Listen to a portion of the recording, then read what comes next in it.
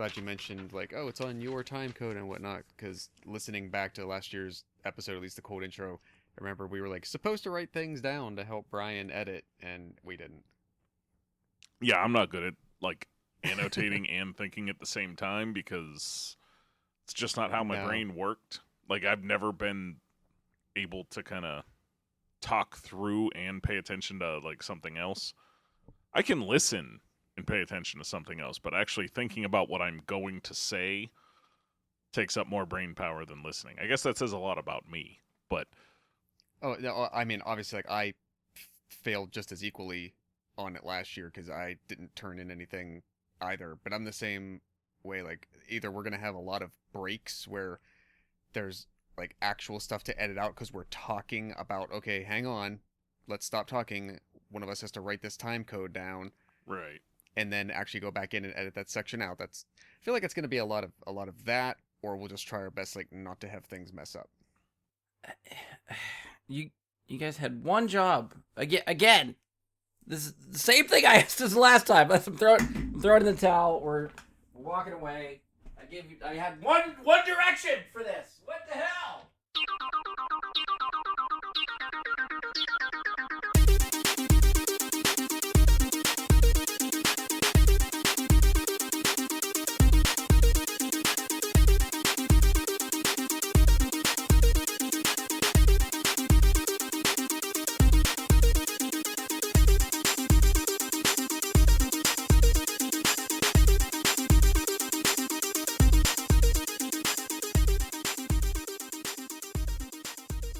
Hello and welcome to another episode of Bry Guy into Super Friends. I'm your normal host, Brian Labick, but I will not be hosting this one. I'm only here to tell you that you will be serenaded by the cool and raspy tones of Josh Zorch and Mike Bradley.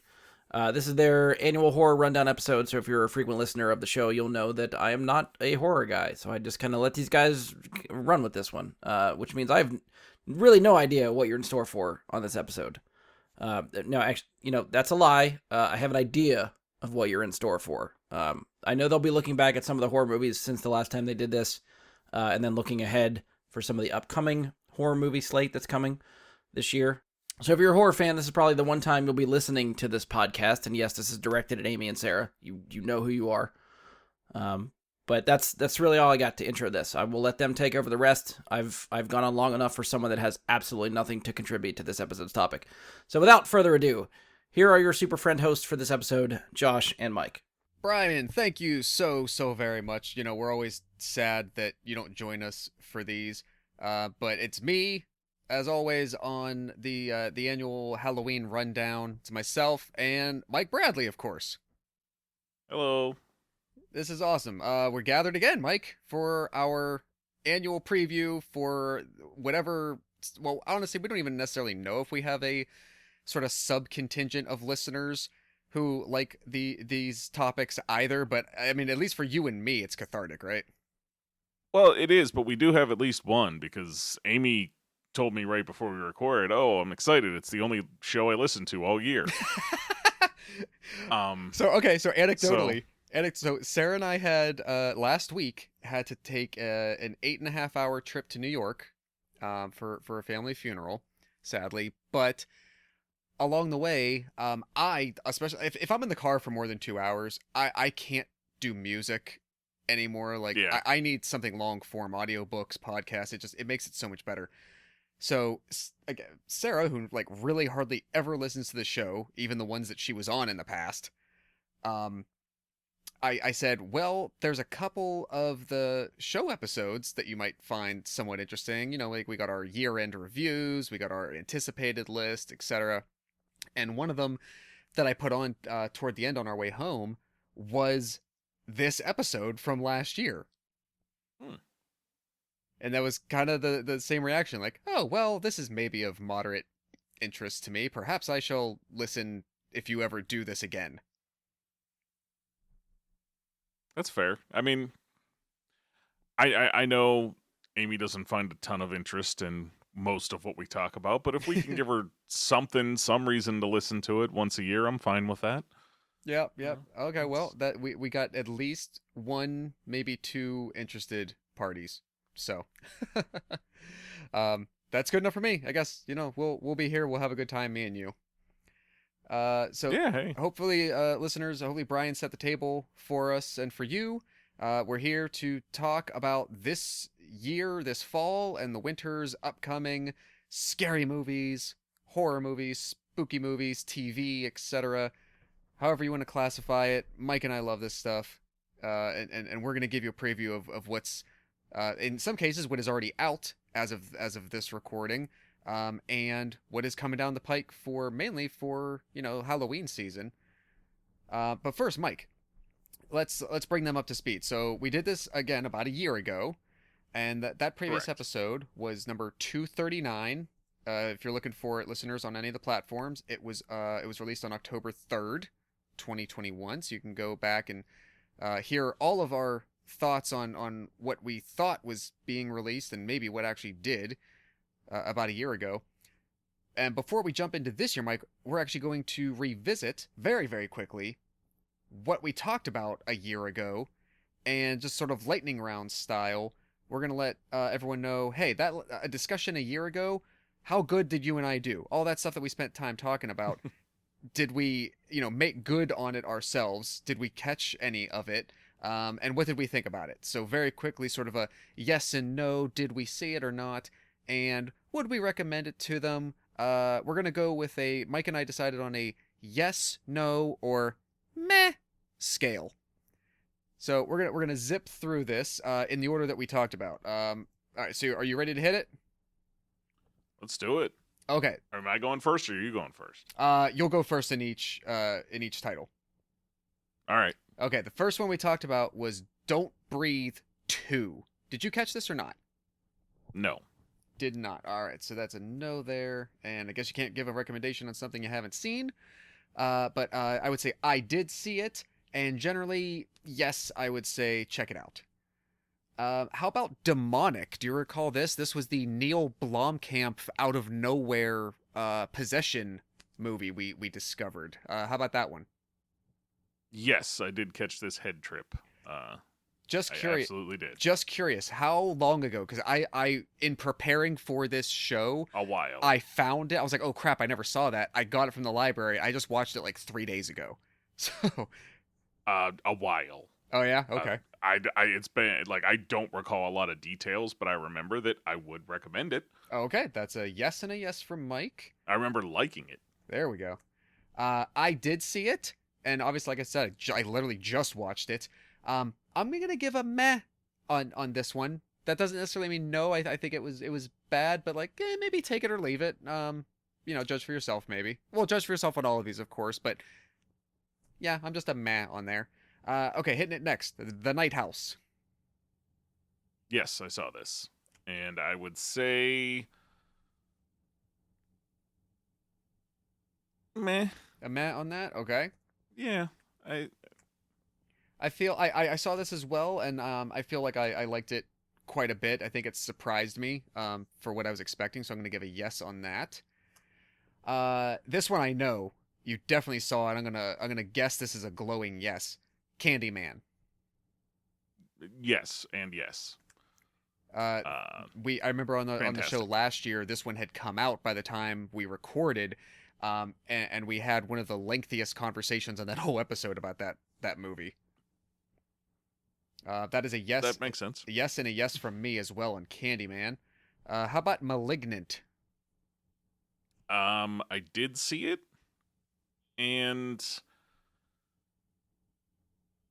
it's another meh Yep.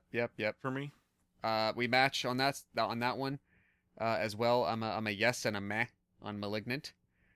I'm curious about this one. Did you see Lamb? Yes. You saw this. Okay. I have not. I don't know if I ever will. I might track it down sometime. But what would you think? Should I even pursue it? Yes. I should. Okay. If for no other reason, then you're not really ever going to see anything else like it right now. Like it's just yes, you should watch it. It's a decent movie. It's very, very, very weird. Touche. This one is going to be, I think, a surprise for some folks, but Halloween Kills. You saw this as well? Yeah, yes, I saw it, and I wouldn't go so far as to say no, I wouldn't recommend it, because I think there's still fun there. So I would go meh.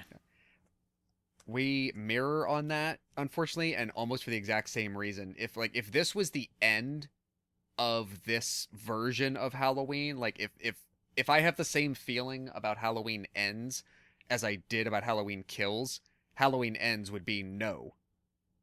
But because this was in the middle and I know there's more coming, yeah, it only got a meh. Okay. Oh, you better have seen this because you were the one talking this up to all of us. Antlers. Yes.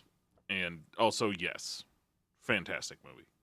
I'm going to give this a yes, and I'm going to switch my answer, and I'm going to throw in the wild card. I'm going to give myself one wild card and go from meh to I really think I need to see it again. Can I do that? Can I Okay. call an audible once? Yeah, sure. I'll reserve mine.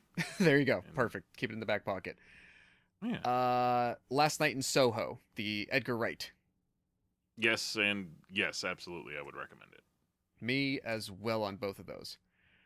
So we had talked about a movie called Insidious: The Dark Realm. Unfortunately, this movie was never released, and we'll get to that later. It seems like it might never be released, and or might never have actually gotten made. We'll talk about that later. So that's unfortunately a no and a non-applicable for those on us. I know this was in your top 10 for last year, and I just rewatched this week as well because I had been wanting to see it again. I hadn't seen it since theaters. Resident Evil: Welcome to Raccoon City. Yes, and definitely yes. I am a yes and a hard yes as well. I'm glad that I finally made the time for this again. I really liked this even more the second time.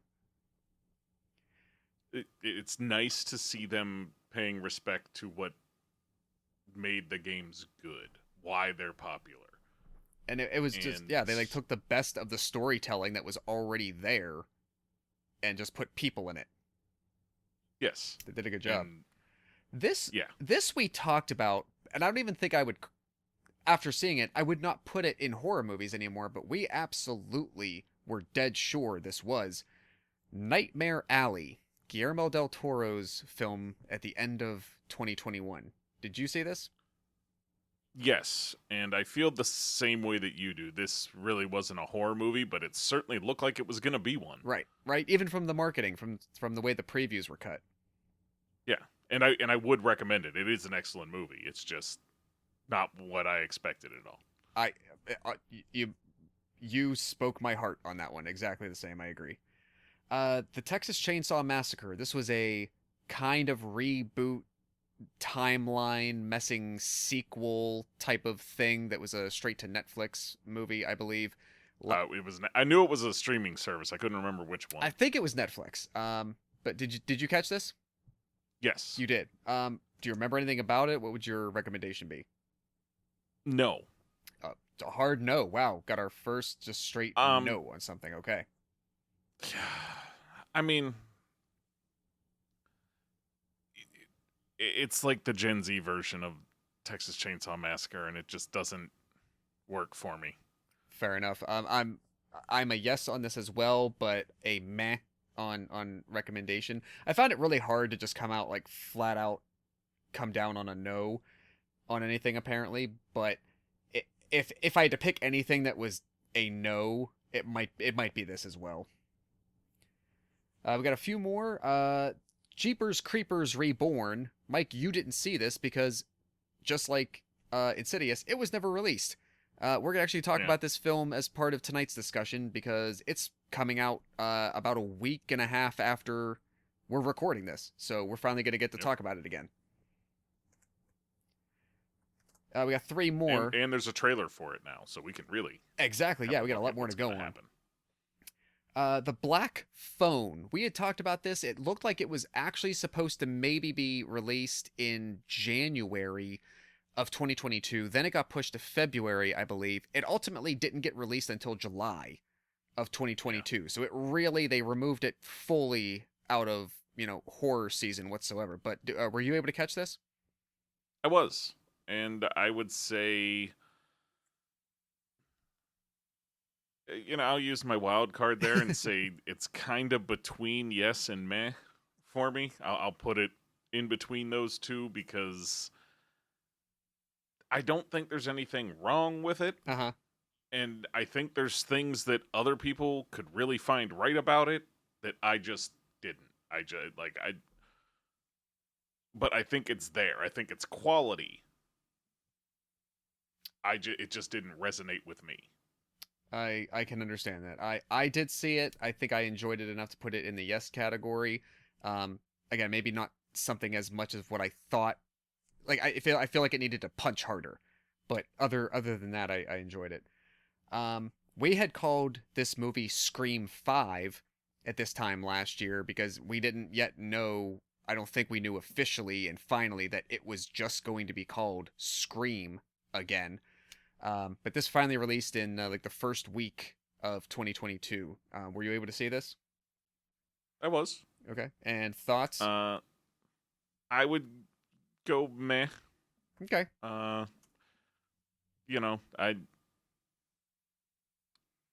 would have wanted Scream to be a bit more adventurous and do something bold like they used to.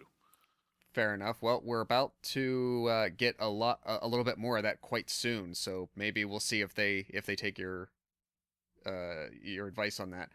I was a yes on this. I would recommend seeing it, especially if you just like the franchise anyway. Might as well keep up with it. Can't hurt to do. We got one more to close out the review from last year. Sony's Marvel-based character, Morbius, which we had... It's Morbin time! Gotta throw that in. I gotta tell Ian it's in here somewhere, then he'll listen. That is true. That is true. But then he'll stop right there. He'll just... That's very true, yeah. He'll just tell him it's at the end.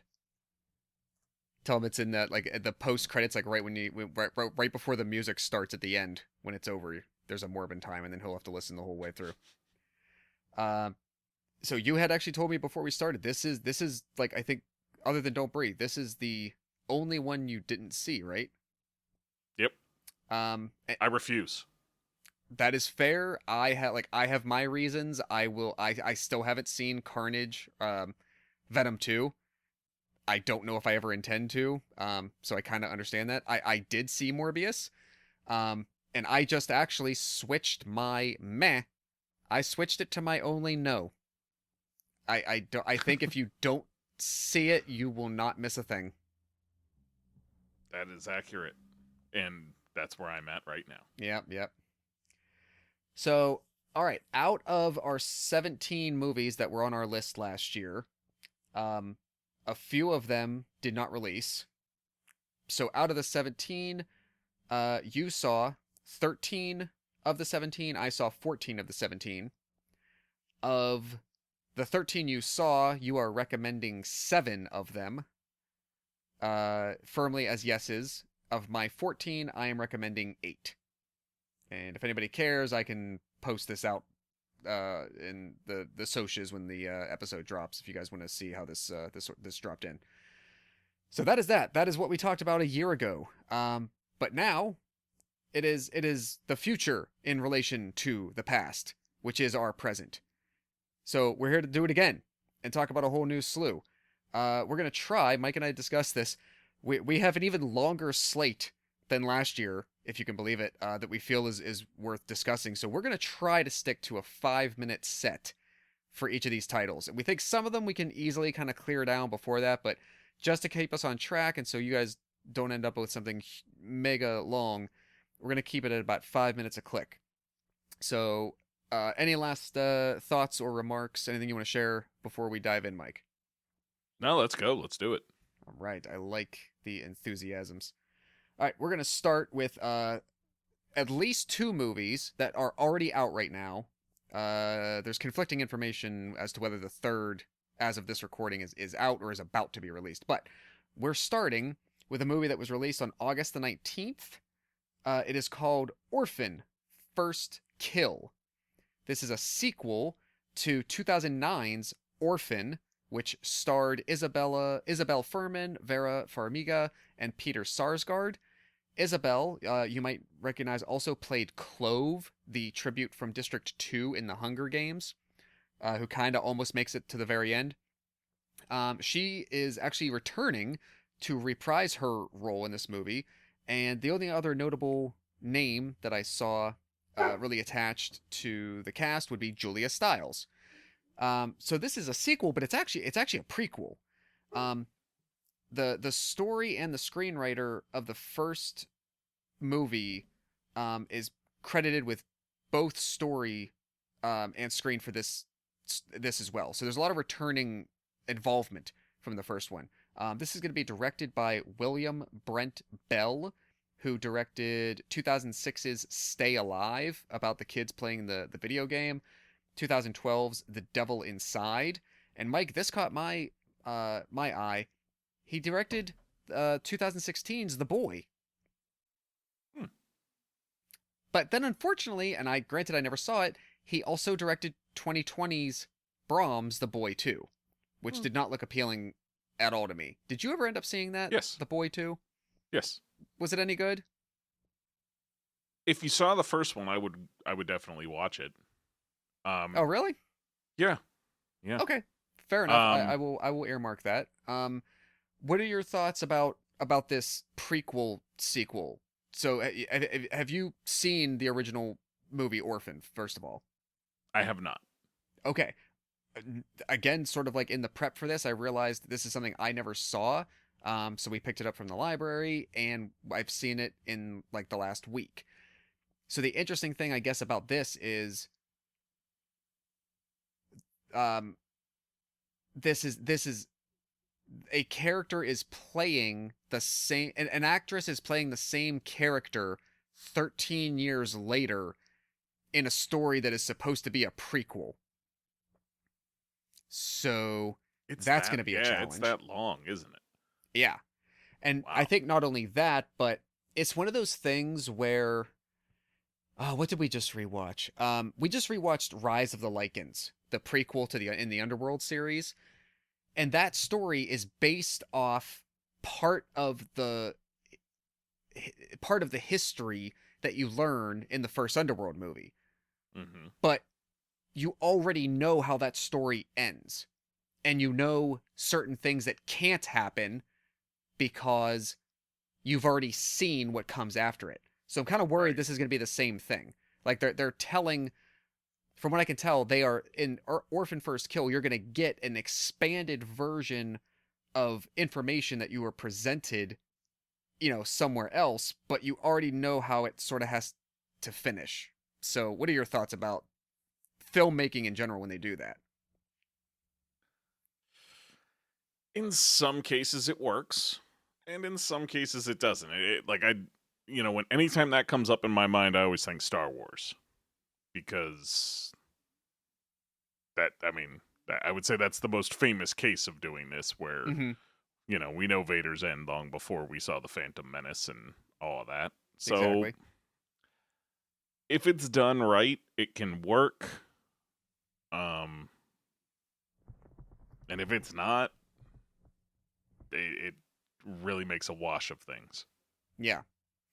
So Yeah, I'm worried about. I think like finally seeing the first movie, I'm intrigued enough as to what they are going to try to show us that we, weren't necessarily made aware of in the first chapter, that they can really, flesh out that sort of micro story and make it, a bigger world per se. But again, if you're pretty sure of certain outcomes of the plot and certain characters' fates, if you will, to use that word, does it really become that enjoyable? I'm not sure, but I might try to find this. I don't know if we'll get to the theater before this one leaves. I don't know if it was really that wide of a release to begin with. And it was, I think it's already available on Amazon to rent. It very well could be. Yeah, if it was maybe So- like a somewhat of a slimmer theatrical release, it might have done something like that. So, but okay, Yeah. that's it. Anything else? Any last thoughts for Orphan First Kill? Nope. All right, moving on. Number two. This is just coming out as well. This has been out for maybe about a week and a half to 2 weeks as of today. This from the very first time I saw it, I think we even talked about it, but it definitely stirred my interest. This released on August the 26th. This is a movie called The Invitation, starring Nathalie Emmanuel of uh, very primarily Game of Thrones fame. But if I'm not mistaken, I think she found her way into the Fast and Furious.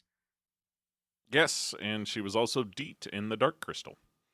She was. I forgot. Yeah, she did that voice. Yes. Um, But the new stuff, not the original. of movie, course, of course. Yeah, the more recent Netflix series from 2 or 3 years ago. So what else is going on with The Invitation? Well, it's directed and co-written by Jessica Thomas, who I can, from what I see, mostly worked on shorts. She has one other feature credited, some TV work. The team of herself and well, it's directed by Jessica, co-written by herself, and then Blair Butler. Blair was a co-writer on a movie from about 4 years ago called Hellfest, which admittedly I haven't seen since we went to see it, Wait, but I saw that in theaters and I actually kind of liked it. Did you catch that? Do you remember that one? Remind me, is that the? It's like at the amusement park during Halloween time of year, and I don't know, it's like haunted houses, and there's like a killer, stalking a group. I think that's one that we've watched. Is that was it made by Rooster Teeth? I don't recall, but it was a theatrical release. Like it was like a legit theater movie, and from the description, it sounds generic enough that you're like, oh, I've probably seen 10 movies with that basic idea. If you haven't seen Hellfest, I would say listeners check it out. I enjoyed it. I remember enjoying it. I do not think I have seen Hellfest, Uh-huh. and the one that was made by Rooster Teeth was called Bloodfest. Yes, I That's came across that all doing all this prep as well, and I kept seeing that too, and I had to remind myself that they're different. Yes. Well, Yeah. the invitation does have a trailer. It's been out for a couple of weeks, a couple of months actually. I remember seeing it. I think it was actually in front of the Black Phone when I saw it in theaters in like July. Um, you tell me, what your first impression of the invitation was. Well, obviously, I have not yet seen it. We were meaning to, and then life got in the way, Sure. and we did not end up going this past weekend to see it. Mm-hmm. So maybe this coming weekend we'll head out to see it. It looks. So I'm gonna go based on what's in the trailer here. Mm-hmm. If you want to get me interested in a vampire movie, this is how you do it. That's a trailer, and that's an intriguing entrance into something like that, where normally vampires are in. I'm kind of not watching, unless, of course, Underworld is a very different take on it. So I do watch those, but Sure. a standard vampire movie just doesn't draw my interest, generally speaking. But this looks interesting, different. Yes, and my first immediate impression was actually I can tell there are significant differences, but the tone of it, the way the story is cut for the trailer, reminded me a lot of Ready or Not Yes, from 2019. which was excellent. It was absolutely excellent. Yes, that was another one. I got to do stuff like this more often because it reminds me, and then it actually gives me the motivation. Like people say that all the time. Like, well, I should rewatch that. I really liked it. I rewatched like 3 or 4 movies from the last couple of years in the last 2 weeks, Oh, just wow. getting ready for this. And Ready or Not was one of them. Yeah, it's probably the third or fourth time I've seen it, and it's so fun every time. It's awesome. Yeah. So if this An is awesome movie. anything like that, perhaps I'm definitely in. Um, I know we don't have much to go on from the creators, the creative team, and there wasn't anybody else in the cast of like standout immediate note that I Right. jotted down to really riff on. But I mean, it sounds like just based on what you know about it and what you've seen, your interest has peaked. Yeah. Enough to get me to a theater for it if I can. I agree. I think I'm in the same camp as you. All right. See, we're doing good, folks. 2 down already. We're doing fine. Moving right along. Number 3. Here we go. This, I'm not sure what to make of it, and it kind of almost flew under my radar. This is called Barbarian. This is the one that I mentioned, like, conflicting information might have told me it actually might have come out on, like, August 31st, or it might be coming out on September the 9th. I think potentially this is one of those ones that was a UK early release and a US later release, so that might be some of the conflicting info. Very well could be then. All right, because yeah, a lot of like some of the movie posters are saying one thing, but then like IMDb release dates are saying something different. So in any case, if in the US it looks like it might be coming out, say 2 days after Mike and I are putting this together for you guys, this looks really cool. And I think what struck me was 2 names in the cast in particular. It seems like the central character of this film is an actress named Georgina Campbell, who I'm admittedly not familiar with, but very predominantly featured in at least the one and only trailer that I watched for this is Bill Skarsgård.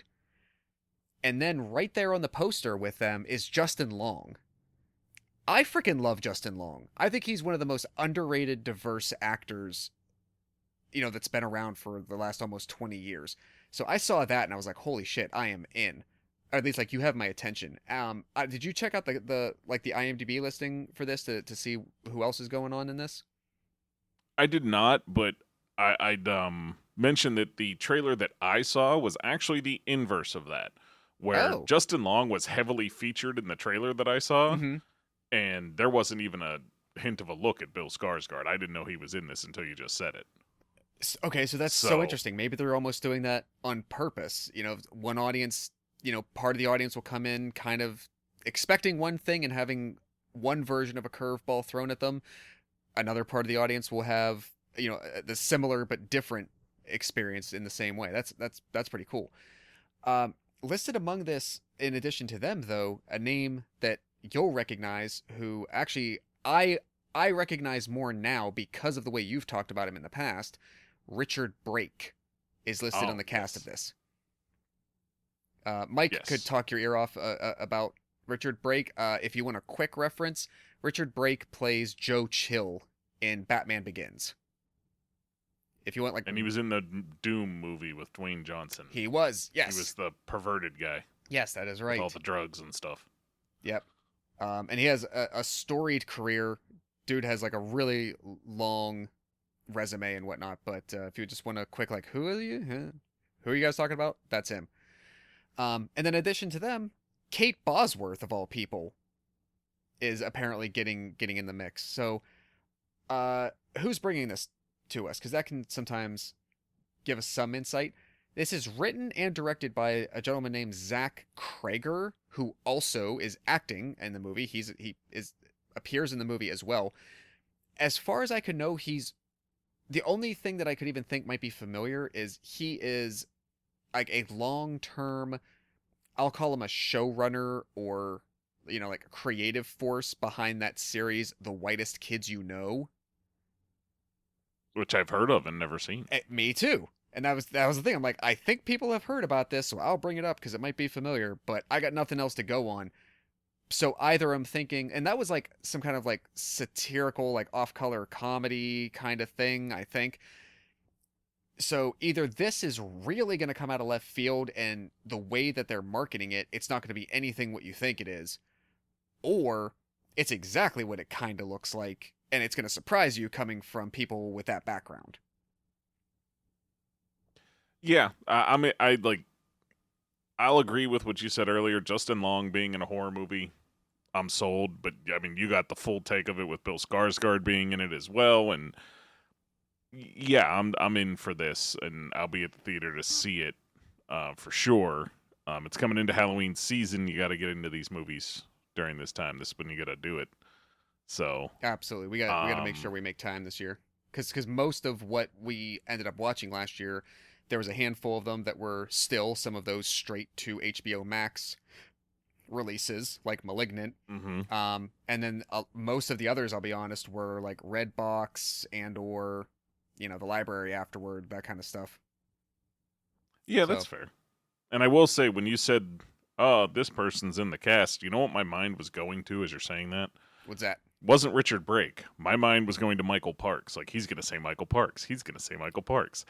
If And like maybe like his last performance or something. yeah, like I wish there movies was coming one out now, more- we still have no idea when the hell they were filmed.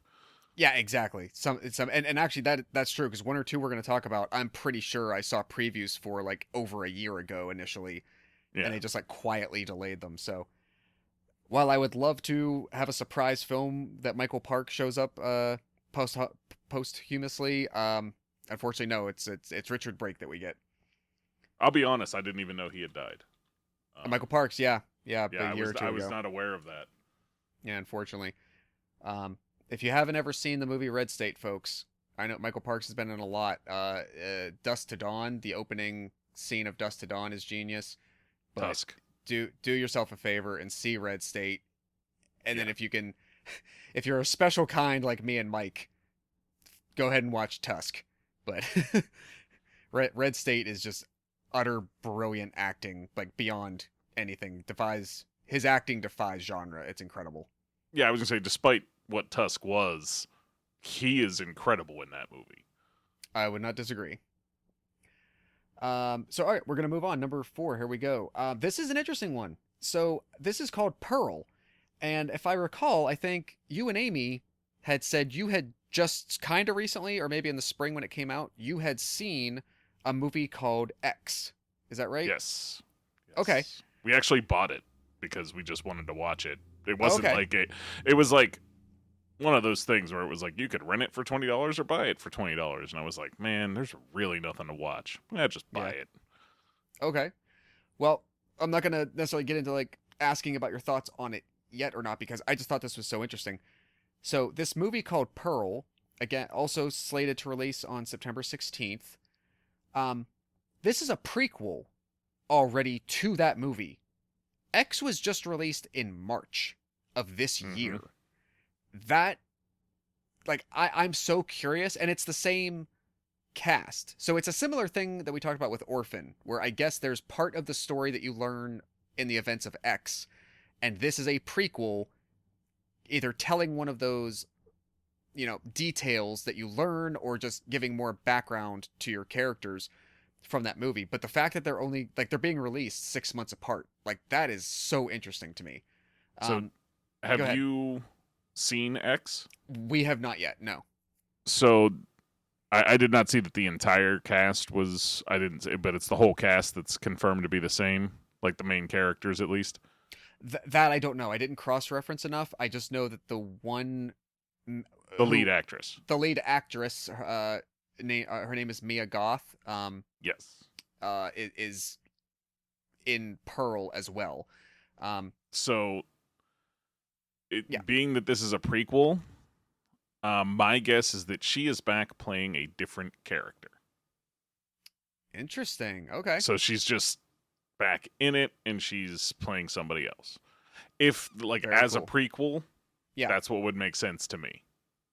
I'm not going to say All right. anything Yeah. more than that about it, but if they were going to tell a story, I know what story they might tell, Mm-hmm. and it would be long before the birth of her character. In other Oh, I words, like see, it would okay. be like there's a little something they set up, a little bit, not a lot. Like I did not see a sequel to this coming. It's not like implied in any way, but if it's a prequel, I could see a sequel, but a prequel. They kind of start like you get a pretty good idea about these people's start and where they are and where they've came from. Oh, I see. Okay. Like there's not a lot of questions to be asked about anything by the end of that movie. Got it. All right. Well, I mean, my interest is piqued so much. This is going to be directed by Ty West, who also directed X. I know my friend Paul would really like this selling point. He directed a 2011 movie called The Innkeepers, that I know Paul really likes. I've It's a seen good that movie. as well. I think it's pretty good. Ty West also directed some segments of the first VHS movie, as well as some of the pieces of the ABCs of Death from 2012. Mm-hmm. Interesting. Apparently, this prequel sequel, Pearl, as we said, Mia Goth, the actress, is returning to be in it. And just as a quick reference, if you want to know Mia Goth, if you've seen the more recent Emma movie with Anna Taylor-Joy, she plays like the best friend in that. But Pearl is written by Mia Goth as well. She's the sole screenwriter listed.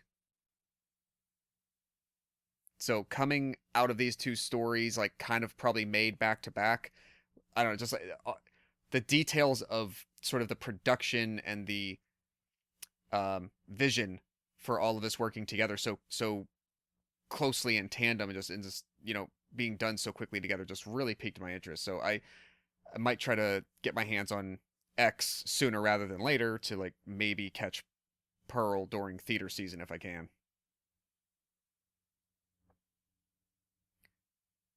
Yeah, not to bury any lead Oh no. on anything. It's not really a spoiler. It looks like I am correct. She is playing two different characters in these two movies. It looks like it's going to. Yeah, that adds to the mysticism of it for me. Like it makes me even more curious. Yeah, this movie, she is the title character. Her name is Pearl. Got it. Okay. And well, I'm in. she was named something else in the other one. So Very cool. All right. All hands on deck for Pearl. All right. So now we're going to get to something fun. So the next up is, we mentioned it in last year's review, Jeepers Creepers Reborn. Obviously, this was on the slate last year. We have a firm release date now. It is September the 22nd, 2022. Mike, this is the fourth in the Jeepers Creepers franchise. 2001, 2003, and then a big jump to 2017 for the third. Now we're getting the fourth. This appears to me to maybe be a reboot. I don't know if it's necessarily a continuation of it. It might just be a hard reboot. Not sure how how the trailer struck you or anything, but quickly, as we mentioned last year, this is directed by Timo Vuorrensola, and it's written by Sean Michael Argo. Mike, I'll let you know, and the listeners, there are Fathom events, early screenings being held for this September 19th, 20th, and 21st before wide release on the 22nd, which is really interesting. So if you go to the Fathom events website, you can see if there's a theater near you that'll be holding it. So they must be, whether it's like Legendary or like whatever studio's doing this, they must think that there's enough of an appetite for a fourth Jeepers Creepers movie that they're doing these like special event screenings beforehand. What are your quick thoughts? On the special event screening, I would say I think this movie has a pretty strong cult following. Okay. And I guess the other thing is like everybody loves that first movie. That first Jeepers Creepers movie was so good. And so the idea of it being potentially a full reboot puts that out there because they got pretty dumb and ridiculous in the second and third movies, if you want my personal opinion. I don't think that's entirely wrong. And I'll note who was in that first movie? Justin Long. Justin Long, yes. And was it Jordana Brewster? Was she the... No, it wasn't her. It was not. Somebody I know who you're trying to think like of. her. I can't recall the name though. Anyways, from the trailer, I think the trailer hurt it more than helped it for me. Because it looks like, we're going to like I guess an escape room that they're gonna like be trying to find a way out of this. Because that's the way they set it up, at least in the trailer that I watch. Is like they're stuck in an escape room and he's hunting them. And I'm like, if they're stuck, like I'm already just thinking in my head, if they're stuck, couldn't he just go in there and kill them at will? Like what's that was cat and mouse my game first about? thought is that the fact that they're kind of containing the setting and they're doing it in sort of a tropish haunted house abandoned building-ish kind of thing where they're centralizing where everything is happening. And it's interesting to think about that because the other the other movies, I feel like, kind of do the same thing eventually. They end up making the world and just the place that everything is actually occurring and playing out into a much smaller area as they go on. But like they're also they play with landscape and they play with space. Everything happens outside in most of the ways. Bringing Right. a character like this inside a building feels so like limiting its potential to me. And I guess they didn't show his wings. Oh, that's true. And so maybe this is a new type of thing. You know, maybe it doesn't have wings, and maybe that's why it's more contained, is because if they're not going to give it wings, it's a lot easier to run away. Which, still, why would you just stay in one place? Like, I don't know. It's like when they first introduced the trailer, and the idea of it being at like, oh, there's this outdoor Halloween bash thing going on. Yep. And that's where this is going to take place. I thought that actually sounds like that might work. People trying to stay away and find a way to deal with this while they're out in the middle of nowhere. Mm-hmm. That sounded interesting. But then when they contained it more later, like shortly after that in the trailer, you see like, oh, now they're stuck in a place and he's in there and they should just be dead already. I don't know. Like it. Yeah, I'm hoping. I think it has some work to do, and I hope it surprises me. Same.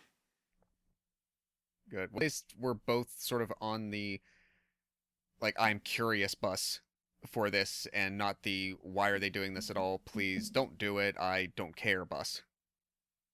Yeah. That sounds fair. Oh, good. Well, yeah, like I said, folks, we finally get Jeepers Creepers Reborn on September the 22nd. If you've been awaiting more of that. And with that, Mike, we are. Can you believe it? We're a quarter of the way through already. We're just flying through this. Not bad. We're doing This good. is amazing. Next up, we have a movie that I've been seeing trailers for a couple of months now. It's called Smile. Have you seen these trailers? Like even before, like just seeing, like looking it up for this. I had, and yeah, they're pushing it, you know. Mhm. But like this was one of the ones from one of the big studios, which makes sense. Yep. Like this was Paramount, I I think. So, it getting a more trailers and more push makes perfect sense. Yeah. We're gonna get this soon, September 30th. It's gonna be available. Looks like the movie stars. Your central character is played by Sosie. I'm gonna pronounce it Sosie. Sosie Bacon, who yes is the daughter of Kevin Bacon as well as Kira Sedgwick. She is known from 13 Reasons Why, as well as the HBO Max series Mayor of Easttown. Included in the cast is also Kyle Gauner, actually of Red State fame that I mentioned earlier, as well as like a huge career. Like the guy's still not that old. He's been working since he was a kid. Like if you see his face, you'll know him. He's awesome. And then also what I saw on the list that I just thought this was worth noting. Jesse T. Usher. Does that name ring a bell? I mean, Because I didn't know the name. I had to go by the yeah, picture. like I feel like a little. Jesse he plays A-Train on The Boys. Yes, that's it. That's where I recognize it from. Is from the damn intro to The Boys. Exactly. Just seeing the cast run. Yeah. So this is written and directed by Parker Finn. This looks to be Parker's feature film debut. Looks like he only has 2 shorts otherwise kind of under his belt. But as Mike said, sort of one of these like major studio, scary movies that they're putting out. They I guess have some faith in him. I think this looks creepy as hell, but I think it has the potential to either not be able to contain its desire to just keep being creepy to the point where it becomes comical without trying to do so. Like the intent is not for it to be sort of silly funny when it just is because it goes over the top. It might do that. Otherwise, it might just be really chilling and unsettling. I don't know yet. Yeah, it's hard to tell from the trailer which way they're going to go there, because to me it feels like somebody took the idea behind a couple of different horror movies and mashed them together. Yep, the Ring is in there. The Ring, Paranormal Activity, and there was another one that had people make almost like this exact smiling face. You are right, and I cannot figure out what it is. There was some type of same thing where it's like there was like an affliction Yeah. that people would get, and yeah, we'll have to try to track that one down. Yeah, I can't remember what it was. Was it The Countdown? Was that the one? You might be on the right track, but I don't know. I think it was like not like it didn't happen until you died, I think. Right. But I'm just saying, Yeah. like, that face with the, oh, you have 7 days to live, with the, why is it happening, and we got to figure it out. It has a very much, formulaic thing going on there. I like True. that formula, though. So, That's fair. Yeah. We'll see how it goes. Yeah, I feel the same. I think the way, again, that there's an art to making people interested in something when you're only giving them a piece of it. And the trailer for this movie definitely got me interested because however they cut it and the moods that they chose and the imagery that they selected definitely is leading me to like have to know more. I got to understand what it's all about and how it's going to turn out. I agree. So it's a very good draw you in kind of trailer. Yes. Okay, we can either move on. Any last thoughts for Smile? No, let's do it. I'm excited for this next one. So. Oh, really? Okay, wonderful. Well, again, Smile is going to hit you on September the 30th.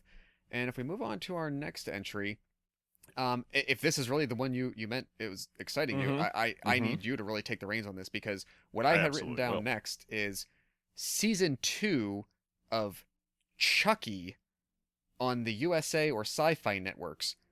Is this what you were talking about and not the one after it? Absolutely, this is what I was talking about. Oh my god. Okay, so I'll admit it, I did not even know that television had been making a Chucky series, let alone that season 2 was coming. So please go right ahead. Neither did we until it was not long ago. We discovered we actually have as part of like our internet subscription, we get Peacock for free and didn't even know it. And it is available to watch on Peacock. Mm-hmm. And I was just scrolling through like, what's on Peacock? And I was like, Chucky has a TV series. And then I looked and I saw that Brad Dourif was actually back and doing Chucky. Really?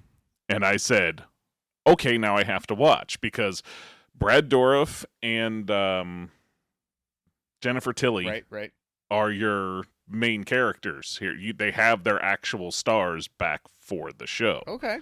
Which, mind you, it's not Brad Pitt and Angelina Jolie that they're drawing back to this, but Brad getting them together for it meant to me that it was at least going to be fun, one way or the other. Yeah, absolutely. And so there's a couple things I would say about it. One, this is some of the funniest shit they have ever done with Chucky. Okay. There's so many moments that just made me laugh my ass off because they're meant to. It's Chucky, just the shit he says. Right. Because we get a little bit. I guess the previous Child's Play movies, we always see him whispering to Andy. We don't really hear him talking to Andy when, Andy is going nuts saying like, oh, the doll's talking to me and stuff. We never actually hear what he says. Sure. Until like the cat's out of the bag and then he becomes, evil killer doll. But while the cat's in the bag, we don't really hear what he has to say. And in this, we're getting to hear it in the type of stuff that he would say to the kids. And it's fucking great. It's amazing. Okay. So I'm gonna interrupt for 1 second because I guess I did not look at the cast list hardly at all for this because I just assumed like, oh, it's a TV show, based on what it looked like it was presenting in the posters. I'm like, I don't know any of these people. And yeah, I see Brad Dourif listed right there. But to hook in, maybe just like some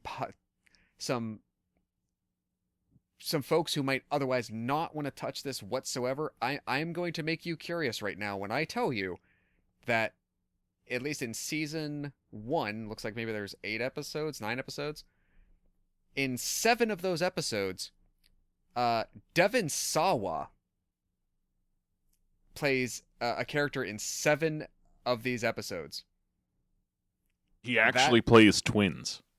Oh, okay, so there you go. Mike is which even is giving not it like further, that's not a spoiler or a secret or anything. It's Yeah. just So come on, folks. How are we not going to tune in for Devon Sawa, grown ass Devon Sawa, playing twins? yeah. in He's a dad. Chucky series. Actually, he plays twins that are both dads.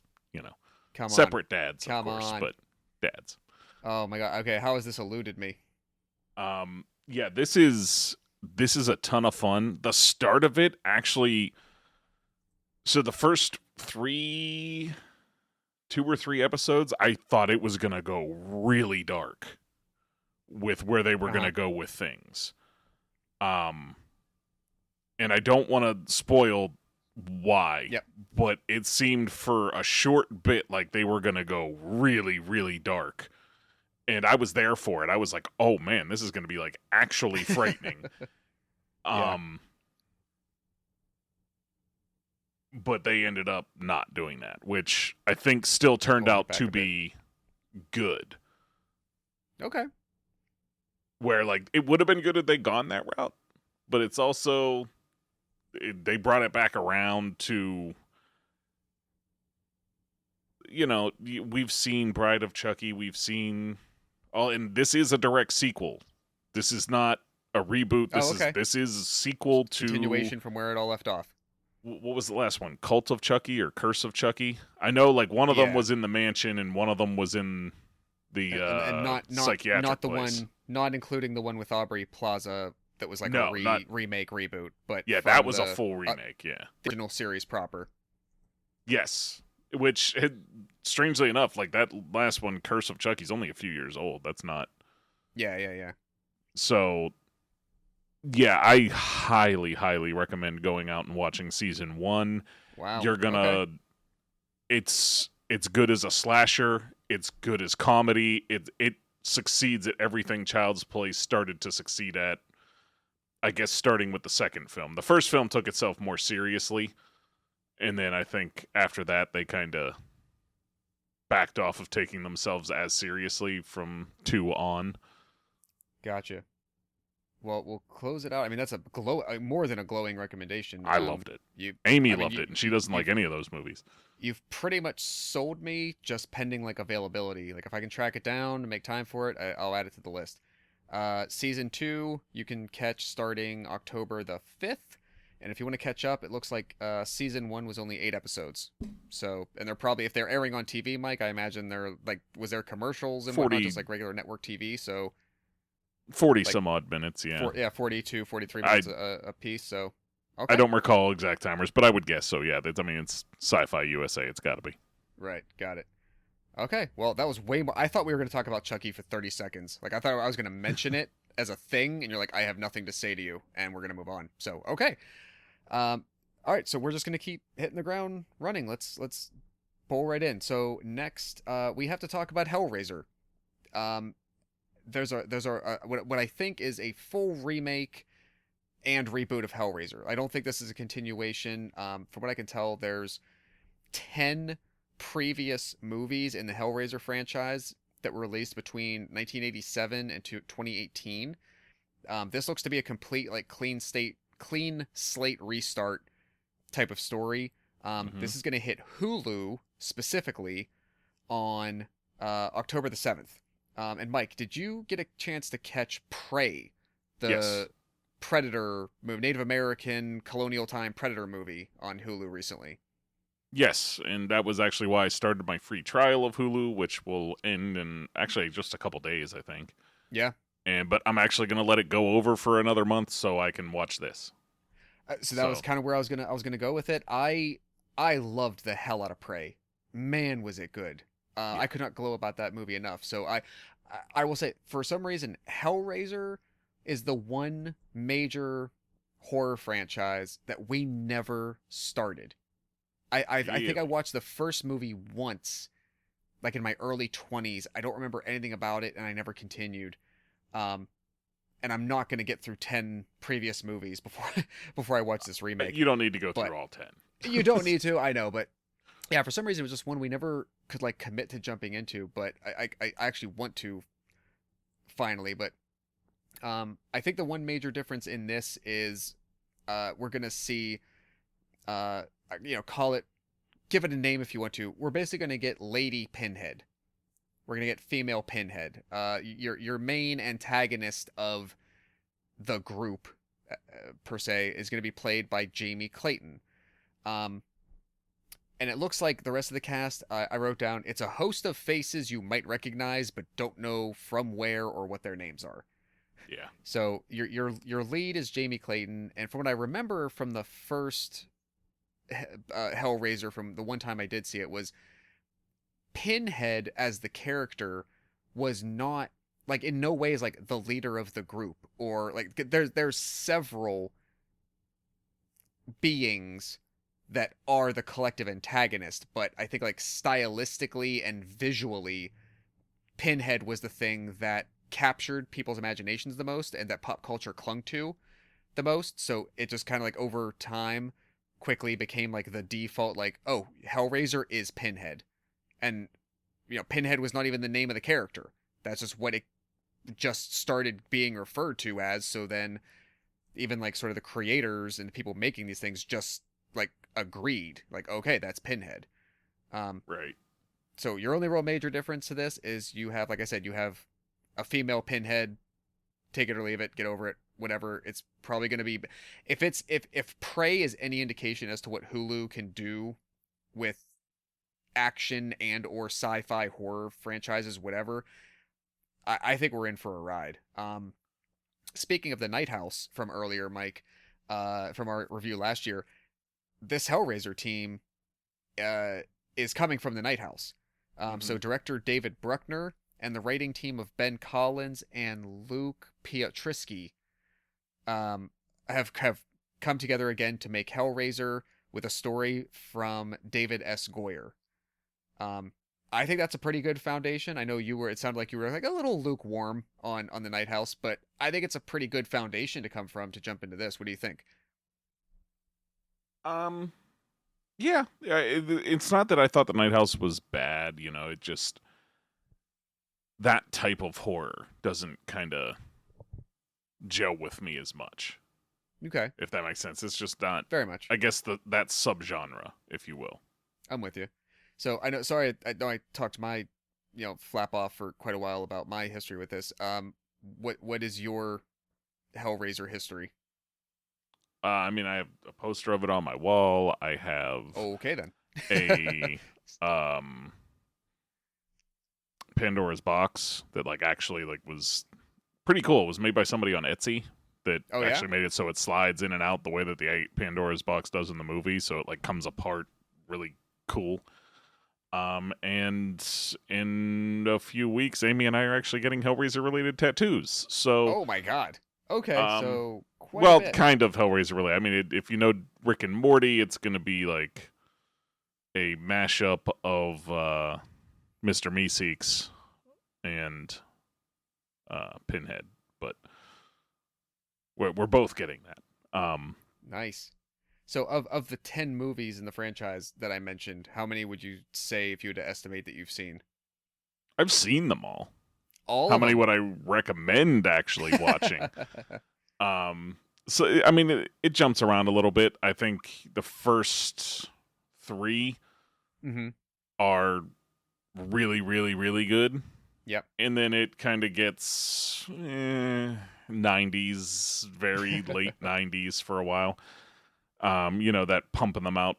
I guess late 90s to mid 2000s, it was just some of those horror franchises. It was just pump out anything you could. Yeah. And it wasn't great. And the last couple came back around to being better. So I think one was called Bloodlines, and the other one was it's Hell something. It's always Hell something. Okay. They all had subtitles except for the first one, but Yeah. it's a franchise well worth dipping into. Obviously, there's a reason it's so popular. Yeah, fair. And if you were, I know it won't help the audience, but if you follow that link I just left for you there, actually, you can kind of see it in Discord. That is the first leaked look at her character as Pinhead. Oh, God. And that's from a toy company. You know what I mean? That made it, and I guess they put out pre-orders for the toy earlier than they were supposed to, which are still up. You can still click on that link and go buy it or pre-order it or whatever. Oh, God. I mean, not to say that it's not tantalizing, What you would but expect. if I mean, this is it's- what they do, they are going to get shredded. No pun intended. I mean, Clive Barker took part in the making of this film. So if they Yeah, want to fair. go I after mean- anybody, the guy who made it originally was fine with how it came out. Yeah, I mean, it still it doesn't mean you can't be I- critical of him still for choices, but like, wow, okay. And I'll say the people that would be the most critical and be the type to say that are not the type of people that are going to mind what you see there. They're the types that Yeah, are not going to complain about skin. No, they're not. But just okay, that's not what I would expect. But I guess we'll wait and see. It's not that much longer. It's only about a month away. Yes. Awesome. All right. Sounds like Hellraiser is almost at the top of the list of anticipated so far from what we've talked about. Well, jumping right along, just about on the same day that, yeah, as far as I can tell, on the same day that Hellraiser hits Hulu, Netflix is dropping what I'm just gonna call this year's Mike Flanagan series. If you don't know who Mike Flanagan is, quickly, like I feel like he, in a very like sneaky backdoor way, became, without people realizing it, like nearly the premier horror creator currently, at least like in the top tier.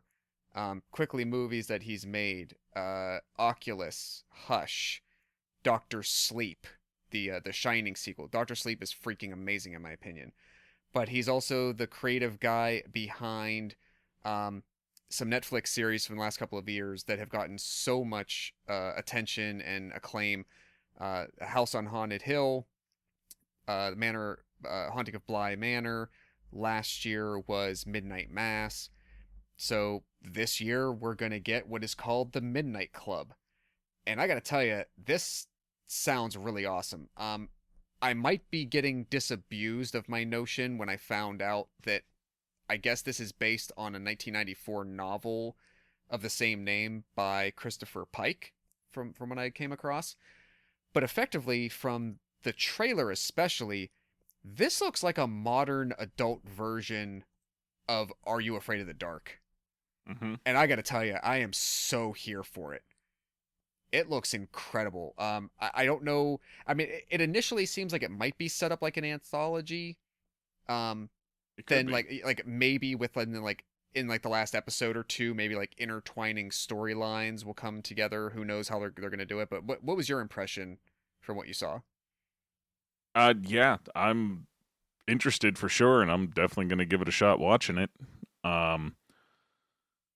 I think you're right. Like, it had that "Are You Afraid of the Dark" feel, which for the younger folks in the crowd, "Are You Afraid of the Dark" was an old like tween horror series on, was it like Nickelodeon or Nickelodeon. Nick at Night, something Yeah, like that. yeah. Like, I think it was I think it was Nickelodeon before Nick at Night was technically a separate network.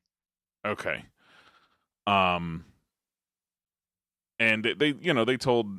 Think of it like Goosebumps, but on TV. Kind of was "Are You Afraid of the Dark?" If you know Goosebumps novels, if you don't, I don't know what we're working with here, but we're focus on the Midnight Club, and it definitely looks like it could be that telling scary stories. Around, it looks like they have their attic, I guess, is where they're at, that they hang out in, presumably, and tell each other stories. That's what I was taking from it. Right. Is that correct? I don't know. I mean, I think it's along those lines. I would say there's not really a trailer. It's more of a commercial for the show. It really is Mhm. not cut from series footage. It looks more of like a promo commercial. Is the only thing available so far. Yeah, this is a fully edited promo. Yeah. So from what I can tell, so this is the only thing tripping me up. The IMDb synopsis says the Midnight Club follows a group of 5 terminally ill patients at Brightcliff Hospice who begin to gather at midnight to share scary stories. And it's called the Midnight Club. Like, Are You Afraid of the Dark? Wasn't it called the Midnight Society? It's been a long time since I watched one of those episodes. Granted, me as well. That's why I was hoping you would confirm if I'm wrong, but it's right along those lines. I can neither confirm nor deny. Yeah. However, they're saying 5 patients. I think there's 9 episodes, and this commercial that they put together clearly shows 9 characters around a table. So I think the synopsis is wrong. I think it's going to be like 1 person per episode telling their tale. But this, as I mentioned Mike Flanagan earlier, it seems like he and another creative team, this is what they're bringing us this Halloween. This is what they're doing this year. He, along with Leah Fong, who was a writer on the TV show The Magicians, as well as Once Upon a Time, are your creators and showrunners. So far, there are 5 different directors, including Flanagan, listed. And Flanagan has also sort of cultivated a circle of talent that he apparently really likes to work with and wants to keep bringing back. So if you've seen any of these other shows that I've mentioned or some of his movies, like his wife is Katie Siegel, the actress Katie Siegel. She's in many of his movies. She's been in most of these series.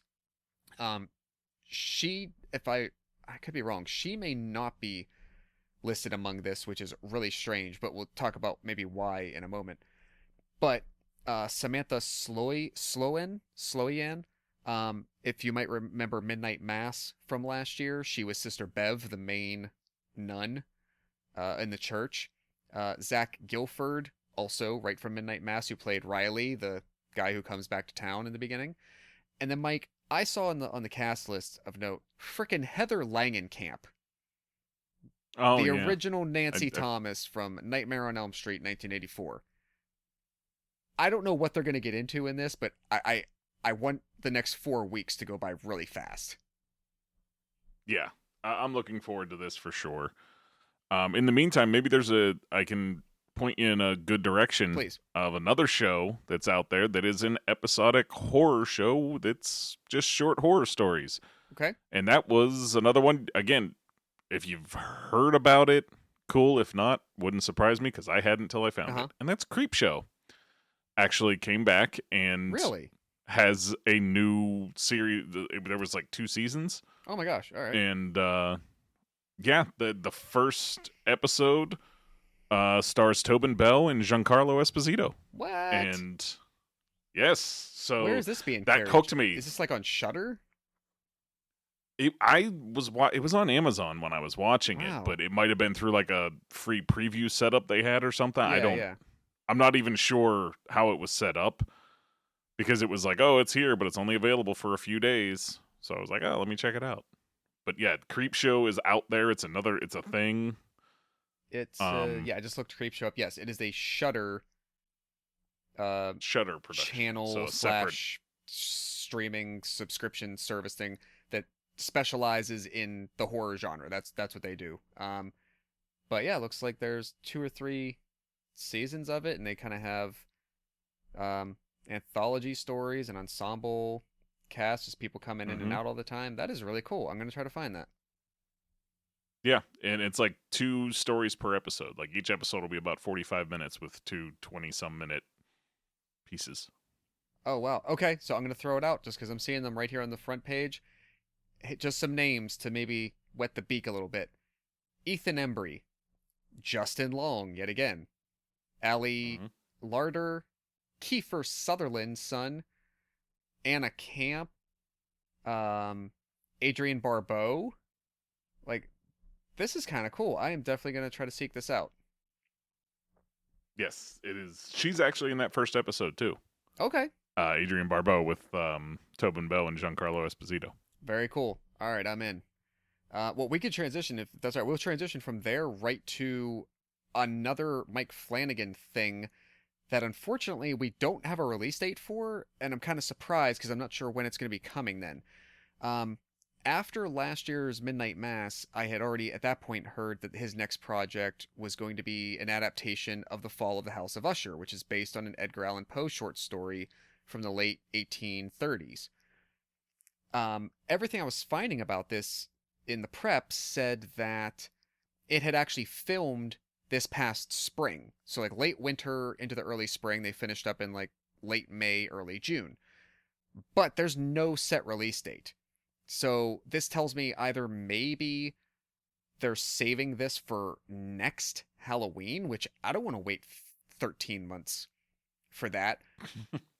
But I don't know if that's what they're going to do. So I don't know if they're going to like randomly put this out in like February or March. They might. Just it seems not the best time of year for that kind of thing, and his stuff he's made for Netflix has always been like an October, September, October, fall, Halloween kind of release because it fits very well. But yeah, I'm not sure where else to go from there, but I was bummed to find there wasn't like a hard release date of this year on that so far. I would agree.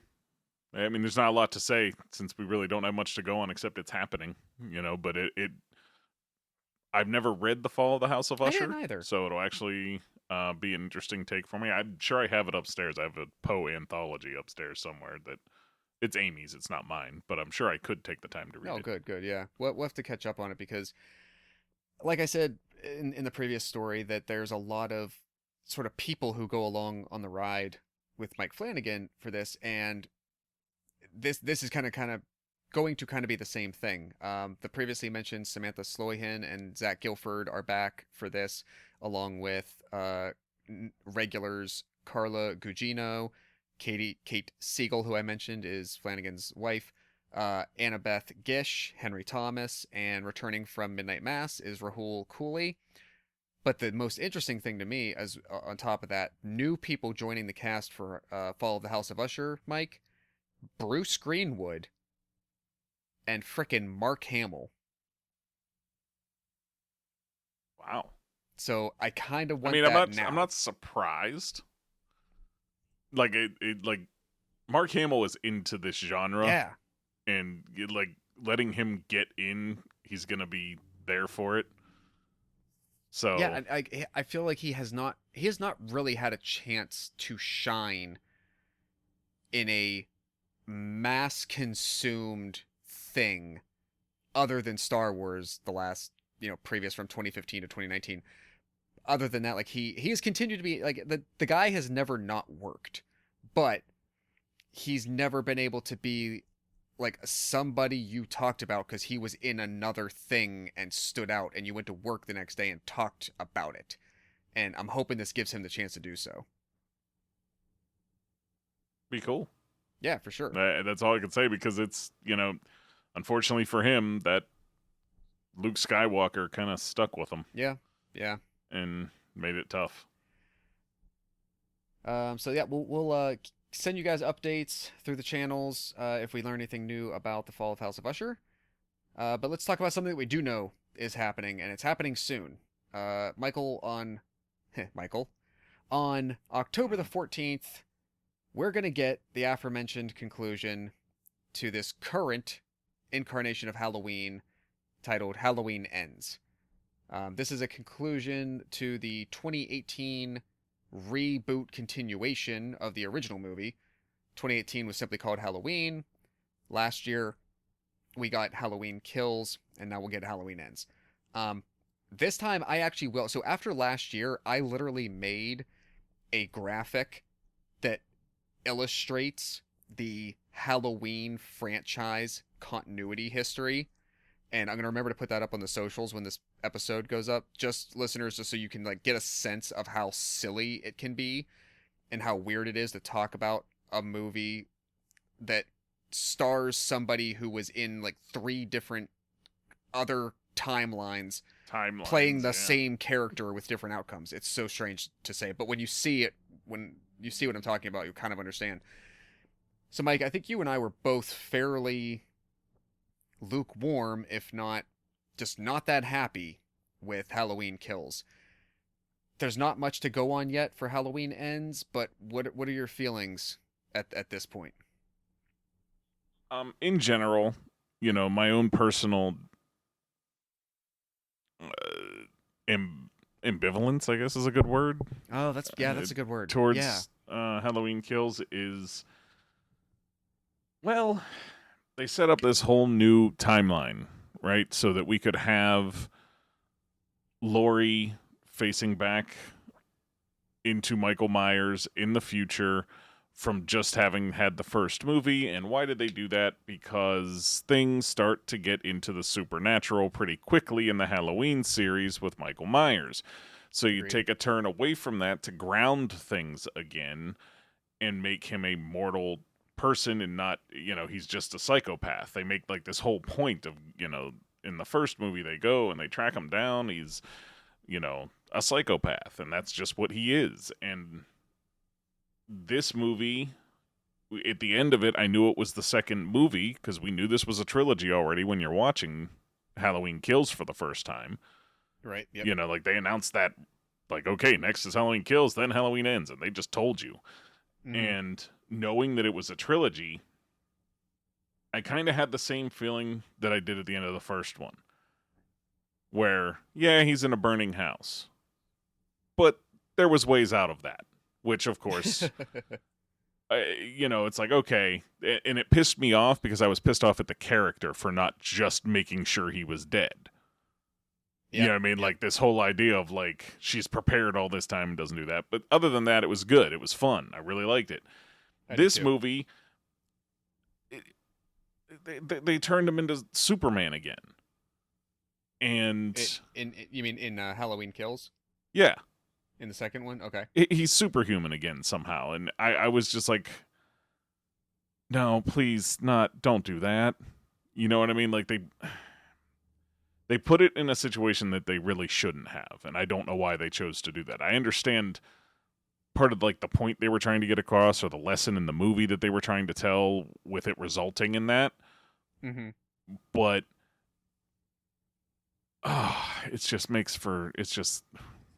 why did we reboot again so that we could not do this what you just did? I mean, I'm trying not to spoil a whole lot here about how the second one ends. But it's just a question of like, how do all these movies end? It's how horror movies end. It's like, oh, the killer might still be out there. Yep. Like any of these could have a sequel. And the way that they set this up, it's like he'd have to be superhuman to show up in this next movie. Or they pull which one was it where it wasn't actually him that got the head cut off? Was it Resurrection? They retconned the end of H2O. Yeah. At the beginning of Resurrection. Yeah, and they had him like he switched bodies with the ambulance with like driver an for EMT. God knows what reason. Yeah. Yeah. So, unless they pull something like that, there's a human could not survive what happened to him. I agree. I wanted, so for reference for the listeners, Halloween Kills was my number one anticipated movie for 2020 when we did that at the beginning of 2020 when we thought 2020 was going to be a year. When after it actually released in 21, it didn't place at all, and it was actually on my disappointments list. I wanted it to be so much better. I personally did not care for the story they told. But I mean, we'll see how this concludes. It seems like Jamie Lee Curtis and Andy Matichak, who plays her granddaughter, are coming back for this, along with Will Patton and Kylie Richards, who, what was her name in the first movie? It was such a big deal that she was coming back for Halloween Kills. She's the little girl, Lindsay. She's the little girl. The actress is the little girl Lindsay from the original Halloween in 1978. Mm-hmm. She came back for Halloween Kills, and she's still around, so she's going to be in Halloween Ends as well. This is directed again by David Gordon Green, co-written by Green and Danny McBride, along with Chris Bernier and Paul Brad Logan. David Gordon Green, just as a note, is working on an Exorcist sequel reboot with Blumhouse Studios. Seems like they're kind of going for the same thing. Like, Throw out the other ignore stuff. other sequels, kind of do a direct sequel to like the first movie kind of thing. So I guess somebody saw value in what he's doing with Halloween. Um, I'll conclude this for me just by saying I really hope this is more satisfying and at least a better story than I feel they told in Halloween Kills. Yes. 'Cause satisfaction is sometimes getting what you want, but I'll at least say if it's a good story, I can live with that. Yeah, absolutely. And yeah, like it's Halloween Kills could be made better by this movie being fantastic in some way. Yeah. I don't know how it's going to make Halloween Kills better, but maybe. I'm with you. All right, Mike, can you believe out of our 20 for tonight, our 20 brand new entries, we're already down 11. We've gotten through over half of them already. We have 9 left. I'd say we're doing pretty good. It's awesome. We have 2 more that actually have trailers available, something we could visually see, something that they've presented to us already. So the first of those last 2 with something to go by is something called Pray for the Devil. Does this look familiar to you? I feel like I saw this a year ago. I saw previews for this like a year ago or like really early in 22. And then it just like quietly got delayed, but I couldn't exactly find anything. But do you feel like you had seen this before? Not personally, no. Like I don't feel like I saw the movie, but something about it, I swear I saw Yeah, the trailers mm. for this the longest time ago. But Yeah, I guess I don't remember any personally. This was the first time for me. Just well, then that's good. Then we're coming at it from both sides. You're purely on the first watch, and I'm like, hey, I think I've already seen this. End of it. Well, it's finally coming on October the 28th. This is like the pure Halloween weekend movie that the studio picked. It looks like it's starring Virginia Madsen and an actress named Jacqueline Byers. It's going to be directed by Daniel Stamm, who did 2010's The Last Exorcism, which really looks like it's not a far leap to what this film might be about. And then he has some other sort of sporadic TV work since then. And we have a story for this written by Robert Zappia, who, speaking of Halloween, has a story and co-writer credit on Halloween H2O, which I personally think Halloween H2O is rather solid and really good. yes. So this movie, for the listeners from the trailers, Pray for the Devil looks like it's definitely like demonic possession and whatnot. Story of a nun who seems to go into exorcism training at the Vatican. Right? Am I reading that right, do you think? It seems like that's the case, yeah.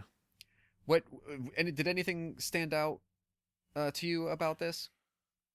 I guess I like the twist they're putting on the genre of, you know, the demonic possession kind of stuff, where they're taking it as somebody that is getting involved in exorcism, like in learning exorcism to protect themselves.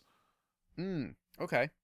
Because I mean that's how they set this up, Yeah. and I think that's a really interesting take on it, and it's very different because we always see the exorcists coming in to exorcise usually a child. Well, I don't know why it's always a child, but but they're exorcising a stranger to them almost all the time. Right. And to see her start to take up the training because of what she's experienced her whole life. Mm-hmm. And then, you know, like the idea that these priests have to believe her, that she's experienced these things in order to say, like, hey, maybe we should train her to protect herself. And I don't know, it just seems like a really different take on the genre or Yeah. subgenre, if you will. Oh, sure. Yeah, something we really haven't seen much. And I mean, coming from, and I think we both are kind of along these lines. Like, I'm definitely like completely religiously agnostic, borderline atheist. But I'm an atheist, there's something about so the idea. I think that there's something about the idea of almost making making the story of like the academic side of religious study to the point where like this looks like it almost looks like science, right? It looks like a place of learning and study and whatnot. So this idea Mhm. that like the exorcism school of the Vatican, it's sort of the impression that I get. Taking it to that level, that can pull me in. Where like to me, it is still, not to be an asshole, but like it's still make believe. It's but it's grounding it in a way that makes it feel real enough. And that's one way into religious stories for me is sort of what they presented in this trailer so far. and I find my own personal interest in these kinds of stories coming from different angles, I Mhm. guess. Where for me, this kind of thing is usually pretty cool, depending on how they handle it. Because I mean, I guess a movie we had mentioned before, Demonic, right at the start of the show, Yeah. takes on a similar idea with demonic possession, but twists it in this whole new world of a way. Which I'm not going to say more than that, but it's just a whole other Yeah, truly thing that they do. truly Like, something that it's- really has never been done. right. Yeah, completely never been done that way before. So I like that aspect of the the demonic church stories, whatever you want to call them, Mhm. when they can do something unique like that. But the other end I come from is I like it when they start to incorporate like actual history Yeah, okay. and tie that in some way. Again, I went to school for history. I'm obviously very interested in it, and that kind of story draws me in when they start maybe not explaining the Bible in a movie, Mhm. but they start explaining the history of this saint or that saint, stuff like that. It can be Yeah. a lot of fun. So this movie falls in to a part of the genre that I'm not sure if it's going to be interesting to me or not, because the ones where it's just purely religious stuff and it kind of loses me quick. Yeah. I'm the same Yeah, I way. can see So that. if it depends on which way it goes.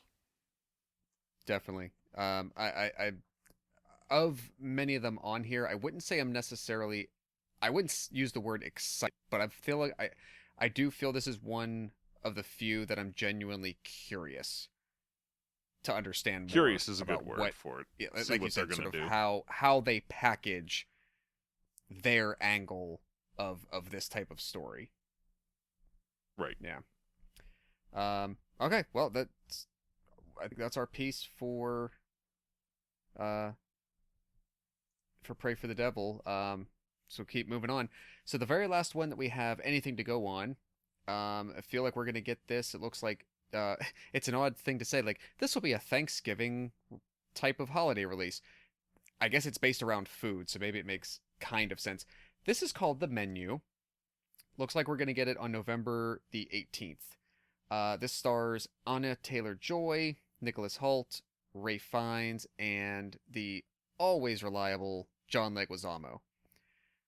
This is going to be directed by Mark Mylod, who has a lot of TV credits since the mid '90s. A few features, none that unfortunately that I recognize. This will actually be his first feature though since 2011. So hopefully it's a good return to form. The Menu is co-written by Seth Rice and Will Tracy. Um, and this is the first feature for both. And they both appear to come from a comedy background. There was a lot of like late night show and like John Oliver show kind of writing from these guys. But this looks, I mean, I still have yet to watch Midsummer, but the way that this trailer is cut feels very like A24 Studios, very Midsummer to me. I don't know. Do you think I'm off in that impression? What do you how do you feel about this? Um, the cast you have for this movie puts me in that I'm definitely in kind of category. Ray Fiennes, the guy is just damn entertaining at everything he does, and making him a villain, presumably. I mean, it certainly appears like he's going to be a villain, but it looks like the story could get a bit convoluted and confusing. Fair. So maybe that's not the case. We'll see. But yeah, I mean, it looks like Gordon Ramsay's Hell's Kitchen meets the Hunger Games. Right? Like it's very. That they should put that on the poster. It's wild Wow. looking. But yeah, like it's interesting to me that they classified this as a horror movie. I believe so. I mean, at the or are we very just least, assuming I'm because thinking it kind of fit- looks fit like thriller at the very least. But okay? That's fair. I don't know what else you would other than those two. I don't know where you might be able to put it. Like we might get surprised by this, and it could be like a weird, offbeat, dark comedy. But those That's could be kinda very where difficult to cut trailers for and to market. So Well, that's why like we got fooled by Nightmare Alley, and I think Yeah. if there's a movie that on this list that's gonna fool us, it's this one. okay, that's fair. That's fair. But if they like actually classify it as horror and it is an actual horror movie, this is going to be really interesting to see. Because as far as I know, Ray Fiennes hasn't done true horror before. I guess it depends on what flavor of that you think of, because he did do Red Dragon, one of the Hannibal Yeah, stories. but those were different. Though. I get They you. were, Just saying that's like as Maybe. close as he treads. yeah. So I'm just really interested to see how he does. Anya Taylor-Joy, she's just good. Mm-hmm. Nicholas Hoult, I've not. I mean, other than the X-Men movies, I've not seen a lot of him. So Fury Road. Well, yeah, but that's.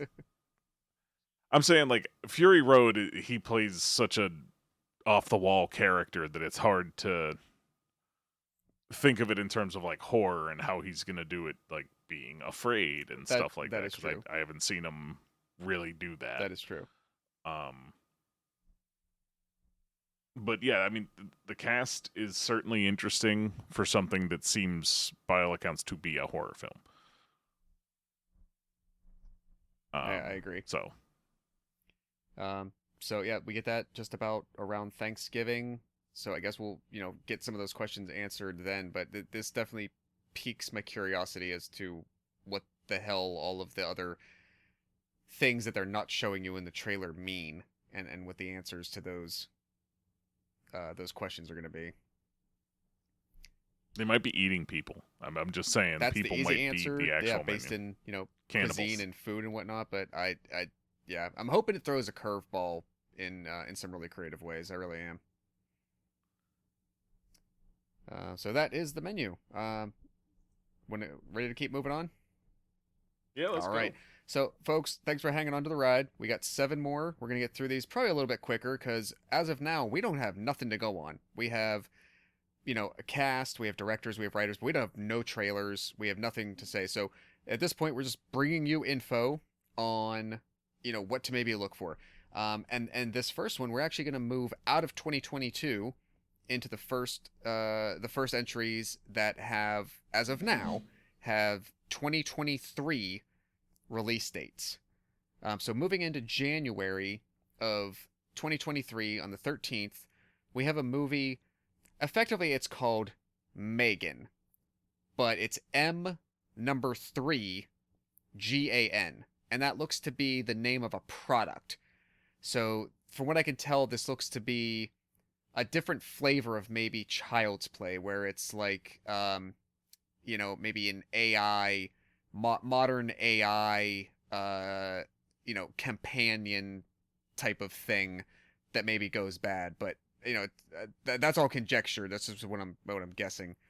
I mean, that's kind of what the last Child's Play was. Yeah, exactly, right. And I think this is like taking it to the next level where it's like Child's Play was still, even the modern update was still around, like, oh, this is a doll, this is a toy, for kids. I think this one is meant to be more like, is the human race going to be silly enough to continue trying to make, like, synthetic AI driven companions or something. So again, that's just my conjecture, but we'll see what happens. This stars Allison Williams, who was on the TV show Girls, but many of you might know from Get Out. And then, oddly enough, Ronnie Chiang, who is a comedian who's been on The Daily Show for a number of years, who has also had a small part in Shang-Chi. He was the guy who's like the organizer at the Fight Club when they arrive in Korea and whatnot. So Ronnie Chiang is in this. This is going to be directed by Gerard Johnston, who not much to speak of per se. Hey, interestingly, Gerard is listed as a co-writer of the Justice League Dark movie, if that ever happens. At this point, I would say it won't, but apparently he is Doesn't attached. mean he didn't write it. Yeah, because even if he wrote it, it'll probably never happen. But the story for Megan is by James Wan. And so that's really encouraging. James Wan of Saw and Insidious fame, who directed Malignant that we talked about last year. And this is also pretty cool, though. This has maybe given me some hope, Mike. Megan is written by Akela Cooper, who we brought up last year when talking about Malignant. So she wrote Malignant. James Wan directed it. She has written this movie, Megan. She has also worked on the TV show Grimm. She worked on Luke Cage on Netflix. She was a writer on the aforementioned Hellfest movie. And then it looks like coming up, she's going to be working on a movie called The Night Terror, which will be an adaptation of Stephen King's The Boogeyman. And then she's also working on a sequel to The Nun, as part of the sort of Conjuring universe of horror films. That's the CCU. That's what we're going to call it from now on. I like it. Conjuring Cinematic Universe. It has to exist. Everything's got a cinematic universe now. So. And they've actually kind of done an interesting job with that, but that's another story. Yeah, they have. It's another discussion, yeah. So does the basis of this thing and, like, people involved, does this strike your fancy whatsoever? Or, like, could you just as easily pass it up? The information we have now, I'd say 50-50. Okay. I'm willing to see what, else is gonna be out there for the movie. Watch the trailer or something, Yeah. And then kind of make a more informed decision at that point.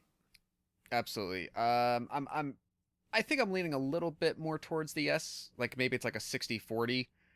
But agreed, like, depending on how they're choosing to, like, the angle that they take on it, and right. come at it, it just might not really seem that compelling. But yeah, we'll wait and see. But I mean, if as I said, as of now, it is scheduled to be released January 13th. So, hoping maybe some of these other films we've talked about that are coming out now and releasing over the next few months, maybe one of those will carry a trailer for it. So we will hopefully see something soon. Moving right along to the next one. We're just counting them down quick. I gotta be honest, Mike, when I said a minute ago that, like, oh, there's, a few that I'm interested in, but a few that really piqued my curiosity, this one absolutely did. This is called The Last Voyage of the Demeter. I did not hear anything about this project, and when I read the synopsis, I was like, holy shit, I am in. This sounds so cool. Now, I will fully admit, I have never read Bram Stoker's Dracula. Have you? Yes. Okay, perfect. So I'll give the background quickly, and then you just carry it over. So if everything holds true, this will be January 27th of 2023. So what this entire movie about, it expands on one particular chapter of Dracula, the novel. That chapter is called Captain's Log. and that chapter chronicles the ship voyage bringing Dracula from Carpathia to London, where then the rest of the Dracula story in the novel takes place. Um, Before we get into cast and all that stuff, like, does this seem like it? Are they just stretching too much, or do you think they can actually make like a whole feature out of this? I'm not sure Okay. because I think it's something again where you're gonna have the opportunity to make something really cool, but if you do it just a little wrong, it's not gonna work because we know the outcome, or presumably Okay, sure. the outcome is known by anybody who's watched other well done Dracula movies. Yeah. Okay, that's fair. They don't necessarily dig into what happens on the Demeter very much, and nor does the book itself. Mhm. But it's another situation where we kind of know the fate of at least Dracula. So does You know, from what you recall, is the source chapter, does it tell enough information that this movie just might be like an hour and 40 minutes of, telling a very short amount of information? Or um, is there still a lot to read between the lines in that novel text that you actually could say, oh, I want to know what happens in all the in-between moments, and let's flesh that out? Do you think there's enough there? oof. That's a really interesting question because it's hard to say because you can stretch out conversations. Mhm. Like think about like how Tarantino films things. Well, where right. I mean, you people can just stretch talk things for- out. That doesn't mean they need stretched out. Is what I'm getting at. Like, Well, is it? and Do they that's tell in the text? Do they tell you everything that you really need to know and could know? Is it comprehensive enough that you don't need a whole movie to tell you just that part? well. Here's Yeah. the thing, and part of me is thinking like, for in the context of being a part of the whole novel, it seems very short Right. because they don't spend a lot. They tell you kind of what happened, which you can imagine. And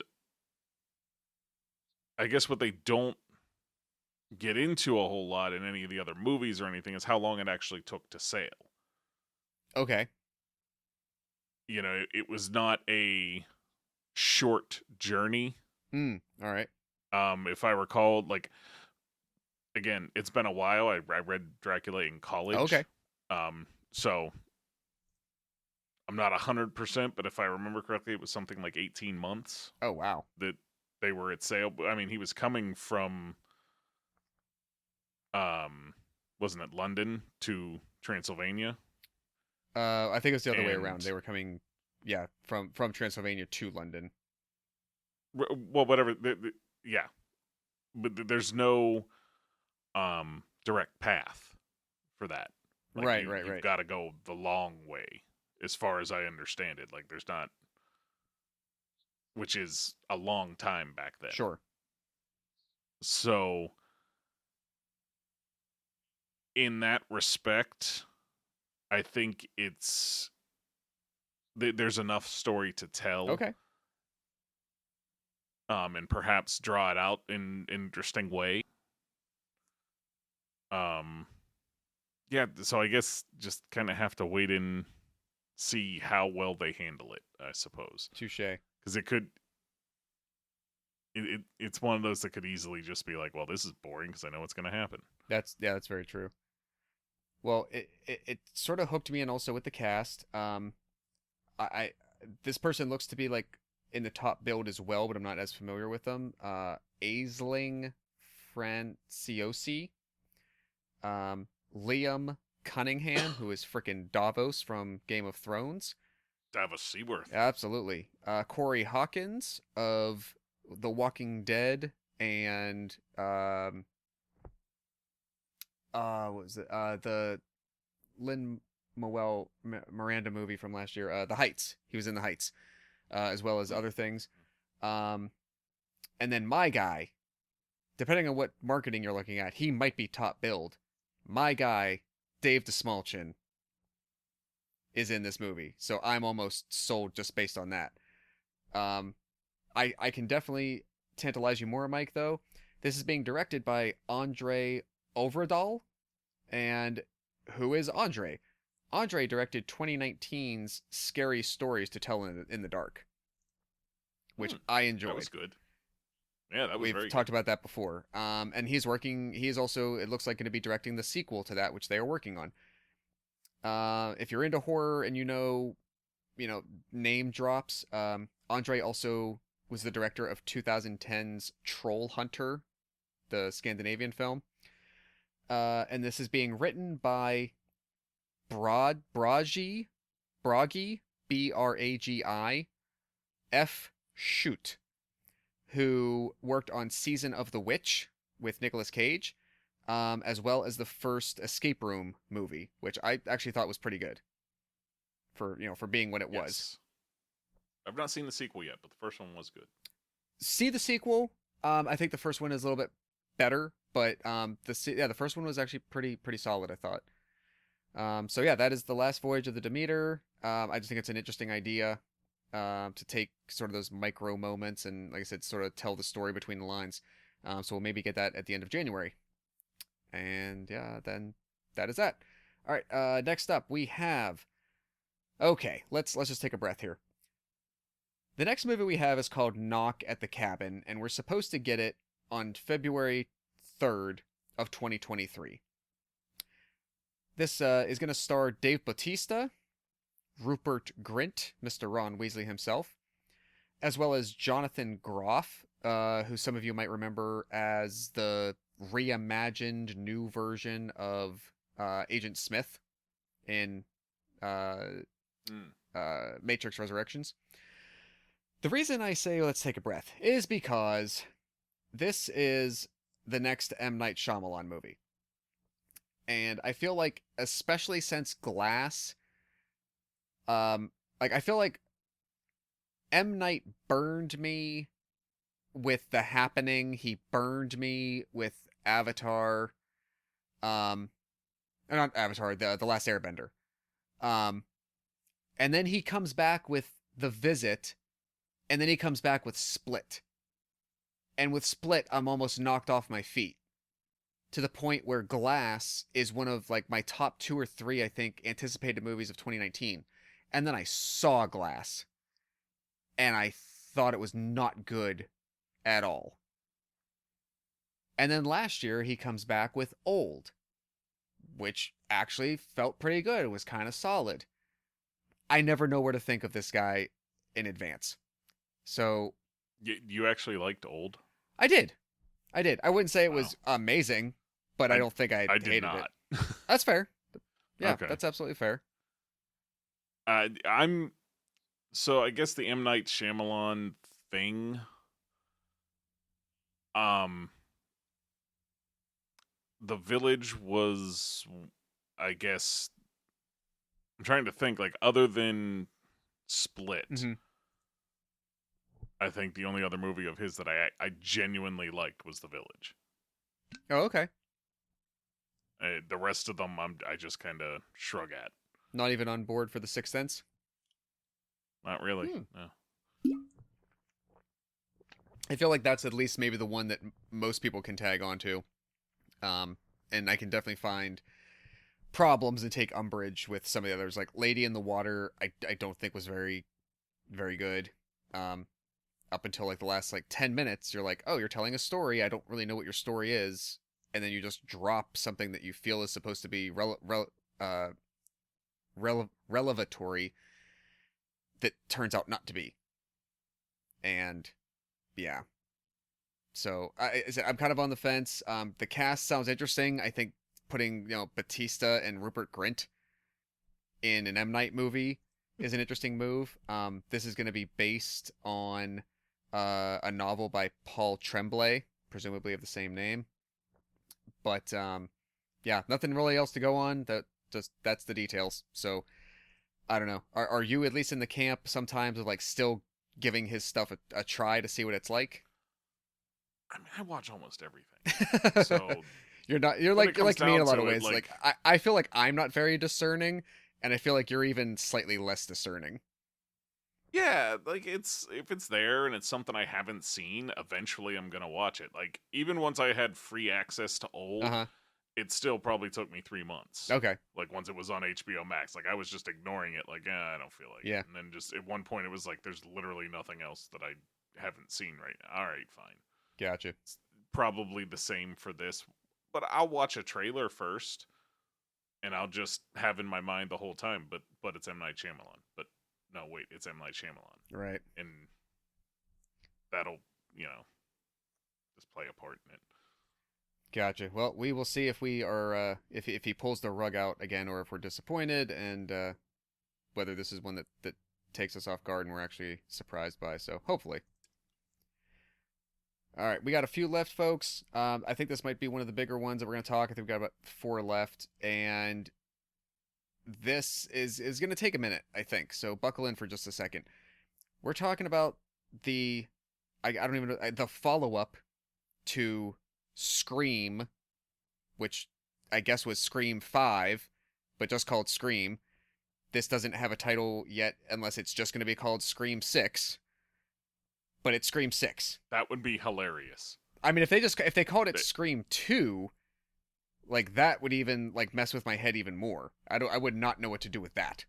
But there's a thing a while ago that I watched that made fun of just this exact kind of thing that Halloween has done, now Scream is potentially doing, where like the sequel numbers just, what are you doing? yeah, And I want to say it was like Cinemassacre Productions were doing it at the start of one of their things, where they just laid it all out, where they were trying to follow like the storylines of these different things. And I don't understand. If they were to call it Scream 6, it would just make my day, for the simple reason of that makes no sense whatsoever. But it would also maybe fall into their satire of maybe. making fun of horror movies. Yeah, that's very true. That would actually possibly work. But so I wanted to give some perspective here. So as of now, Scream, I'm just going to call it Scream 6, is set to release March 31st of 2023. If you recall, Scream 5, Scream, was just released at the beginning of this year of 2022. Its release date was January 14th. So if you're like me, you're initially thinking, holy shit, that is really close together. That's really fast. Quite true. However, keep in mind that the original first Scream was released December 20th, 1996. Scream 2 was released December 12th, 1997. It was released less than a year after that first movie. And that first movie was in theaters for like 5 months. Because that's what movies did back then, and it did really well. So this isn't unprecedented, even for this franchise. It's going to be interesting to get a Scream movie in March. I think Scream 4 came out in April, but I feel like these have always been like December, January movies are good pockets for these. But it does feel that way. Yeah. Interestingly, I mean, I'm gonna mention some cast names, and then we're gonna just talk about the elephant in the room. Returning apparently for Scream 6 is Courtney Cox, Jenna Ortega from Scream 5, and Melissa Barrera from Scream 5. This is kind of a cool one. Coming back from Scream 4 is Hayden Panettiere. I never really learned how to say her last name correctly. But she was in Scream 4. Presumably, spoilers, kind of thought to be left for dead, but she's returning apparently.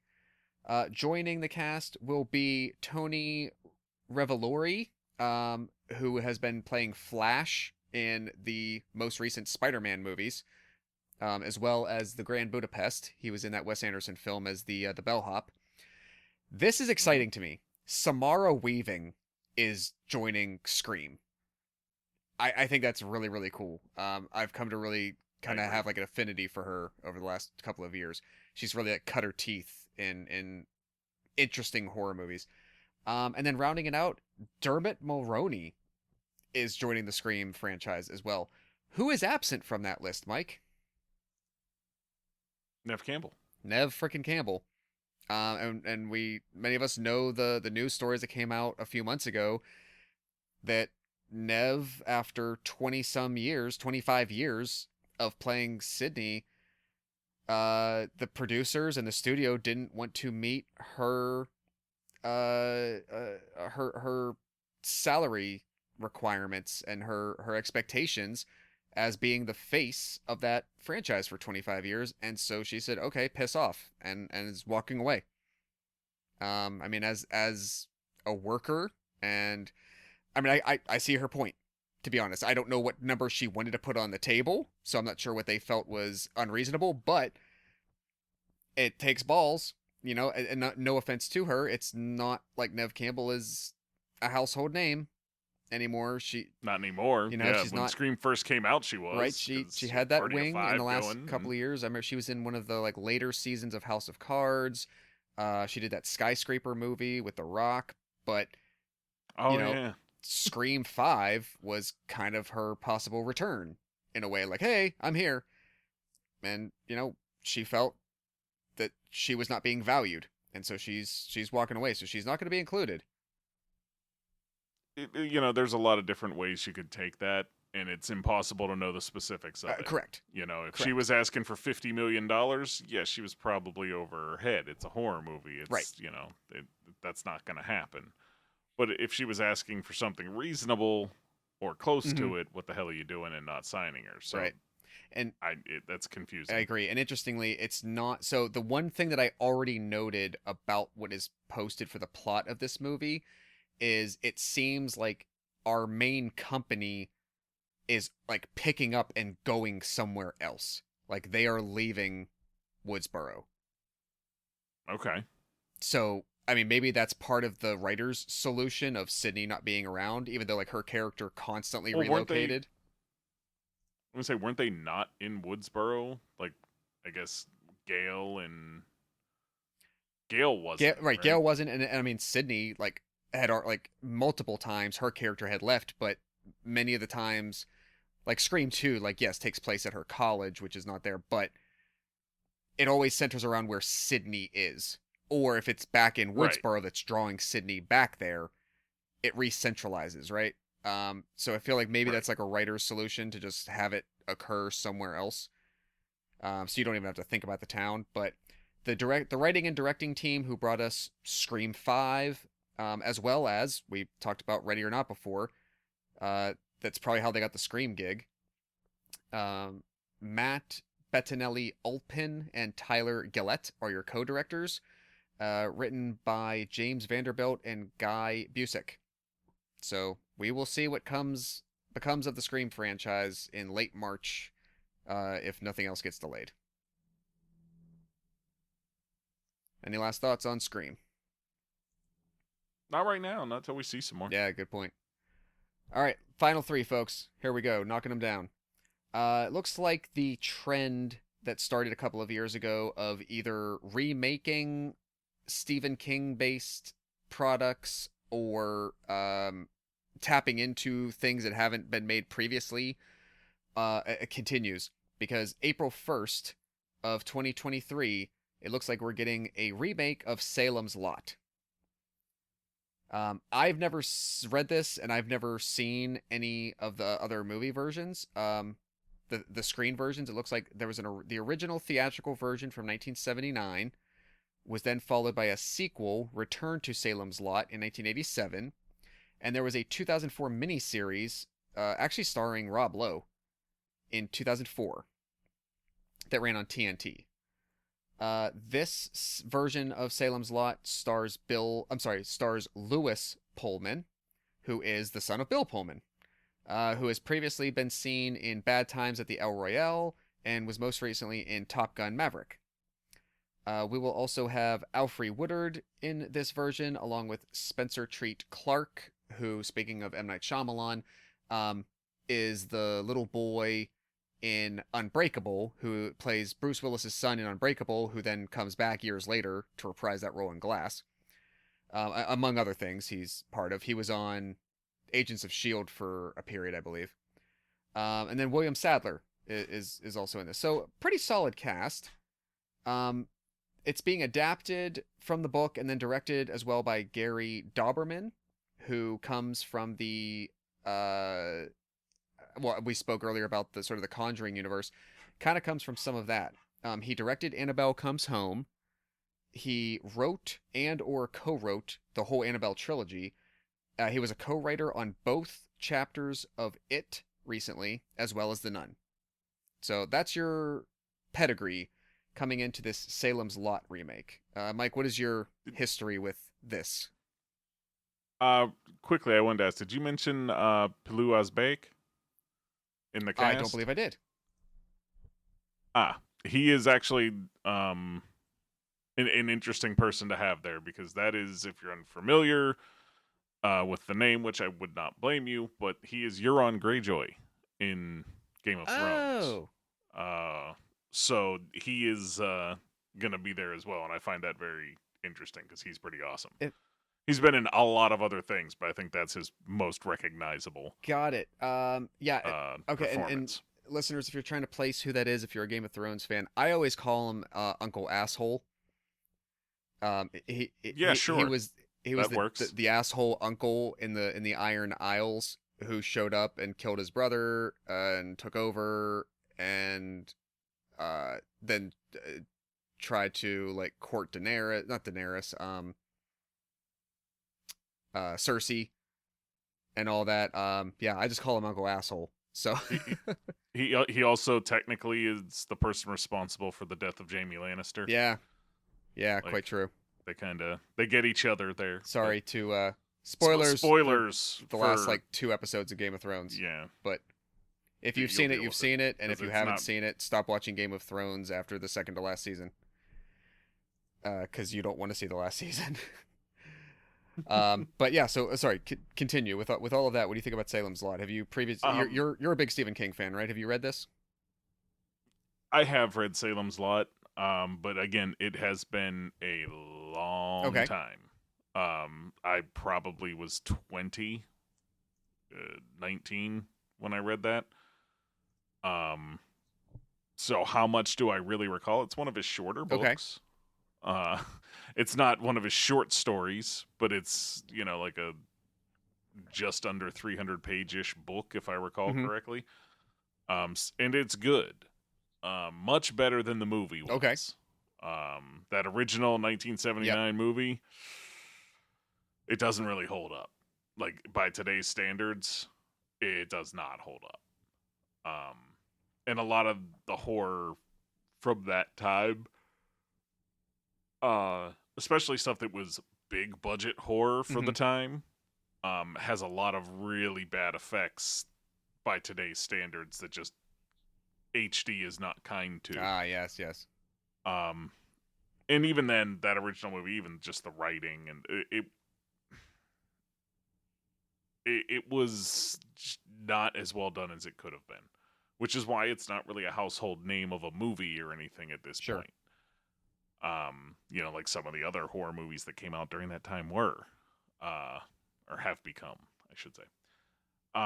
Never watched the series with Rob Lowe. I remember it being around and just being like, it's on network television. How is this going to even be good? Because back then, network television was actually pretty strict on things. Back in the early 2000s, it was starting to get a little lenient, but there was no way a horror show on network television was actually going to be good. No. And network TV was very self-policing. Even if it wasn't a public broadcast channel, even, regular cable channels just chose not to broadcast certain types of violence or language or nudity or sexuality, etc. Most of the time they didn't have to. They just learned that apparently society didn't want that, so they didn't produce it for them. And yeah, Mike's right. Probably in the last 10, 15 years with shows like Breaking Bad and The Walking Dead kind of breaking the mold and saying, well, we're going to go for it. Some of that has followed suit a bit, but yeah, so you think this story needs intensity and probably graphicness. Well, at least from a small screen regular quote television I standpoint. honestly, of the horror that Stephen King has wrote, the only one that really doesn't is The Stand, and even that has a good bit of Yeah. ick. So yeah, I mean it's not the most gruesome thing in the world, but it's still I don't know, network television. I guess that this is something that like I guess today's kids will never learn what it used to be like when network television was what it was, because comparatively, we talked about the Chucky series, which you said was made for like USA, right? And this was made for TNT. Yes. Uh, and the two, while they're not owned by the same company, when we were kids, they were kind of interchangeable for content that you might find on them. Oh yeah, very much. And in today's world, that Chucky series, he's dropping F-bombs left and right throughout the whole damn thing. Like, wow. It is not censored in any way. They did what they wanted to do, and they showed it. Wow. Okay. Maybe a little more subtly on some of the violence than they might if they were on, like, HBO, but you still get the idea. Yeah. I guess. But back then, I don't know what that show was, but it was a lot tougher 20 years ago to make horror for television. Sure. And yeah, it just wasn't going to be something that pulled me in. Well, we'll see. But, we'll see. Yeah, we'll see what they do with this. I wasn't really blown away or impressed by the Pet Cemetery remake from a couple years ago. Like, absolutely not. It existed, and they did it. I just don't really see the need for it. So hopefully they find a way to have a better make a better impression on me with this one. Yeah, and I think Salem's Lot is a story that deserves a better representation than it's had so far. Okay. So I think that would be well done, and it looks like from their cast that they're taking it mostly serious, at least. Yeah. So that's good. Yeah, fingers crossed. All right, we're down to the final two, and these are actually, this next one is going to be so fun for us to talk about. I'm so excited about this. I had no idea this was happening. Mike, apparently on April 21st, 2023, we are getting a continuation of The Evil Dead. There's pieces of this I like. There's a big one that I don't. But let's just sort of give a little bit of background for listeners. So, the original trilogy of the Evil Dead movies was The Evil Dead in the early 80s. A few years later, Evil Dead 2 is made, and then there's a bit of a gap into like the early 90s when Army of Darkness is made, and all of those are done by Sam Raimi. Out of nowhere, like 20 years later, more than 20 years later, the Starz network develops and starts to air this TV show called Ash vs. Evil Dead. It ran for 3 seasons, from 2015 to 2018. I find it so fun. It is so great. I'm so sad that it ended. In between there, in 2013, we got a remake of the first film, complete cold remake. So that's sort of the history of the franchise. I can't quite tell if this is a reboot or a continuation of some other offshoot. I'm not sure what it is yet. But the one, of course, like big thing missing apparently is the idea that this involves or is part of Ash's story that Bruce Campbell, made iconic. I mean, I've heard the last couple of years, especially with Ash vs. Evil Dead being done, that he's really kind of confirmed, like, we're done. I'm done. Like, we did what we wanted to. It's okay. We're done. So it's kind of sad for it to, like, feel like it's not part of him anymore. But is this something you want at all if it's not going to be that? Well, here's the thing. First and foremost, for anyone out there looking to get their current fill of Ash, there's actually a fairly new video game that just released. It's an isometric Evil Dead video game where, one player controls the demons and the others are all like Ash and the other survivors trying to get out. vanquish the demons, all that. So it's a really cool looking game. And it can scratch that itch if you need it. Okay. In the case of this film, I don't know what to make of it yet. Bruce Campbell being done with it, I'm okay with kind of reinventing their universe if Bruce Campbell's done. Yeah. The last movie was not good. The remake or reboot. Well, I'm hoping not reboot, because that would imply that this is also part of that. Yeah, it was a hard remake. I did not enjoy that one very much, and I guess it's because the original Evil Dead was similar in that it hadn't turned itself on its head of not taking itself seriously and just having this crazy fun quite yet. They were doing a little bit of it, but they hadn't gone completely off the rails the way Evil Dead 2 and then Ash vs. Evil Dead. What was the name of that movie? Army of Darkness. Army of Darkness, that's Yeah. It hadn't gone as far off the rails as those did. So maybe that first one, I'll allow that misstep. I don't know. Yeah. It just felt off to me. So if this one is connected to that, I don't like it. I don't think it but is. I really don't think it is. It doesn't seem like it, but it also doesn't seem like, if it's just in that universe, I'll be interested to see if they're gonna keep the same tone. If it's not Sure. if it's not in that universe, like, is it gonna be like, are we trying to make real horror here, or are we trying to make a horror comedy? Yeah. Yeah, good And point. I don't know which route they're gonna go. Like, because like you said, like, Sam Raimi's involved, but Bruce Campbell isn't. So Oh, I'm sorry. No, as far as I can see, Sam Raimi is not, like, other than just IMDb lists him as a writer. created by. No, it's just yeah. He just gets a created by credit. Oh, well, then I'm even less involved and interested then. Like, if Sam Raimi's not even involved, I don't know what they're going to try and do, and Yeah, I don't trust it. not quite sure yet. I mean, so it's written and directed by someone named Lee Cronin. Again, it seems to be a theme. This is seems to be his major debut. He does have one other feature, but mostly shorts and some television to his credit. I'm gonna rattle off some names just so that they get the credit for it. No one I recognize. Stars Alyssa Sutherland, Lily Sullivan, Morgan Davies, and Jaden Daniels. But I almost like that a little bit, because then I'm just going into complete, strangers, and I don't have people that I recognize. Trying to find my inroad with something new with Evil Dead, and then looking at people that I already know might actually be harder. So I think the only thing that people would probably commonly recognize any of them from is Alyssa Sutherland was on Vikings, oh, okay. that show. Oh, okay. So, and evidently she was a main character. Got it. Okay. Well, good. Yeah, good So- call out.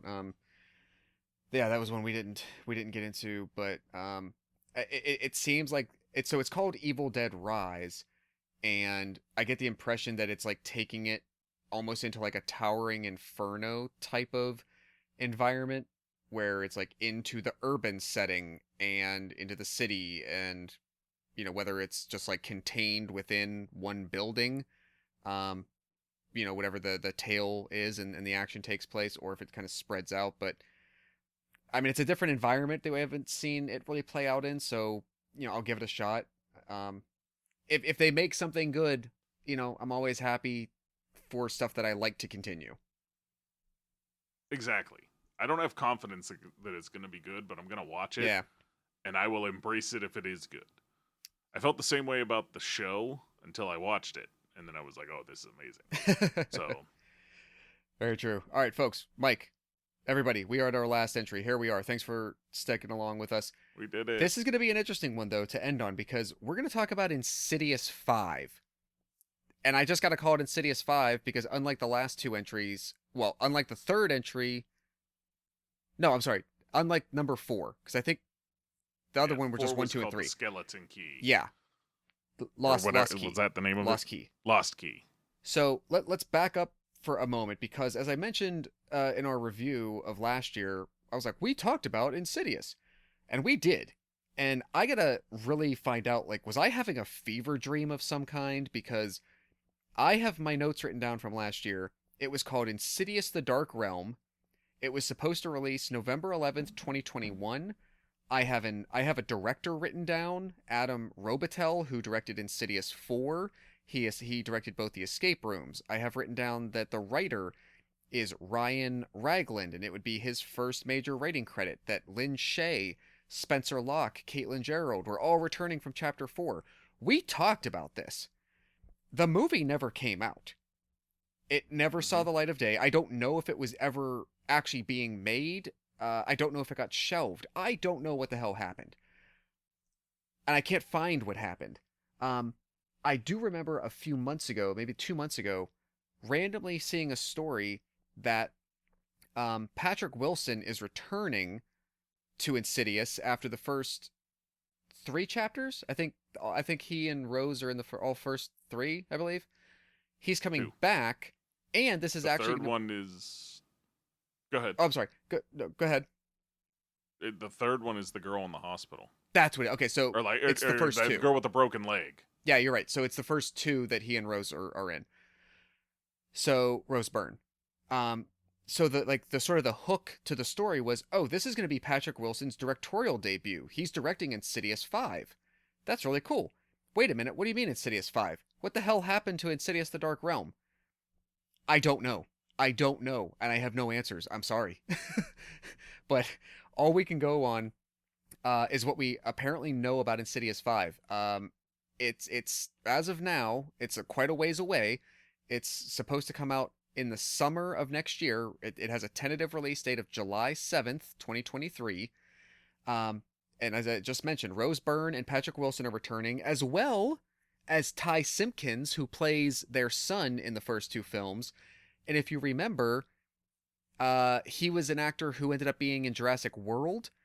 But more importantly, he's the kid from Iron Man 3 that Tony befriends in the town he gets stranded in Christmas time, who then is, unrecognizable as he aged 6 or 7 years.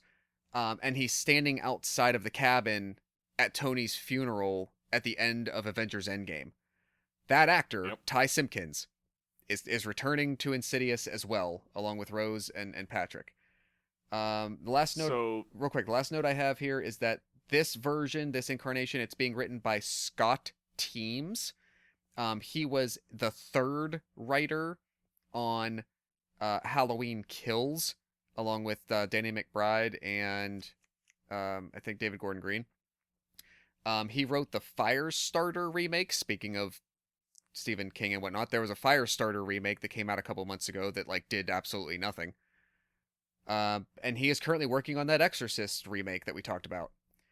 The story for Insidious 5 again is being crafted by Lee Wanell, who we've talked about in the past, who along with James Wan created the Saw franchise. They both collectively created the Insidious franchise. Lee directed 2020's Invisible Man. So he's back to write the story for Insidious 5. So, sorry, that's all the background. Floor is yours. I was just going to say your Insidious: The Dark Realm was an elaborate ruse off of people who found out leaked information about the Insidious 5. And it's one of the, I guess you could call it, faults of having things like Wikipedia and IMDb edited by people that are just people. Where things can just kind of end up on there that aren't necessarily true. And it's one of those things Brian warns us about all the time. And it looks like it is said here that it was kind of like an elaborate fake trailer that somebody made with a lot of correct information. I don't even remember seeing a trailer last year, though. But I could be wrong. This says the is early as, or as recent as April of this year. I guess there had been a trailer out for it. Oh, okay. One that I never saw then. But again, not a real trailer. All it used was edited old footage. And yeah, that seems to be what that case was. Anyways, Well, F those people who did that. I agree. But also, well done. You got one over on us. Apparently. But anyways, Insidious 5 I think is going to be a lot of fun seeing Patrick Wilson come back. Seeing Rose Byrne come back. Unfortunately, Lin Shaye passed away, I believe, didn't she? Oh, is that why I feel like Lin Shaye had passed away. Oh, that would make me so sad, especially if I didn't realize that or remember it. Or maybe I'm making up a death in my head. Nope, she's still alive. Nope. Never Okay, mind. thank God, not her yet. I'm making up a death in my head. I thought that I had heard like she had died and she wasn't coming back, but I guess she did technically.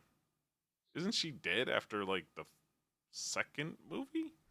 And then the other ones either don't involve her or flashback.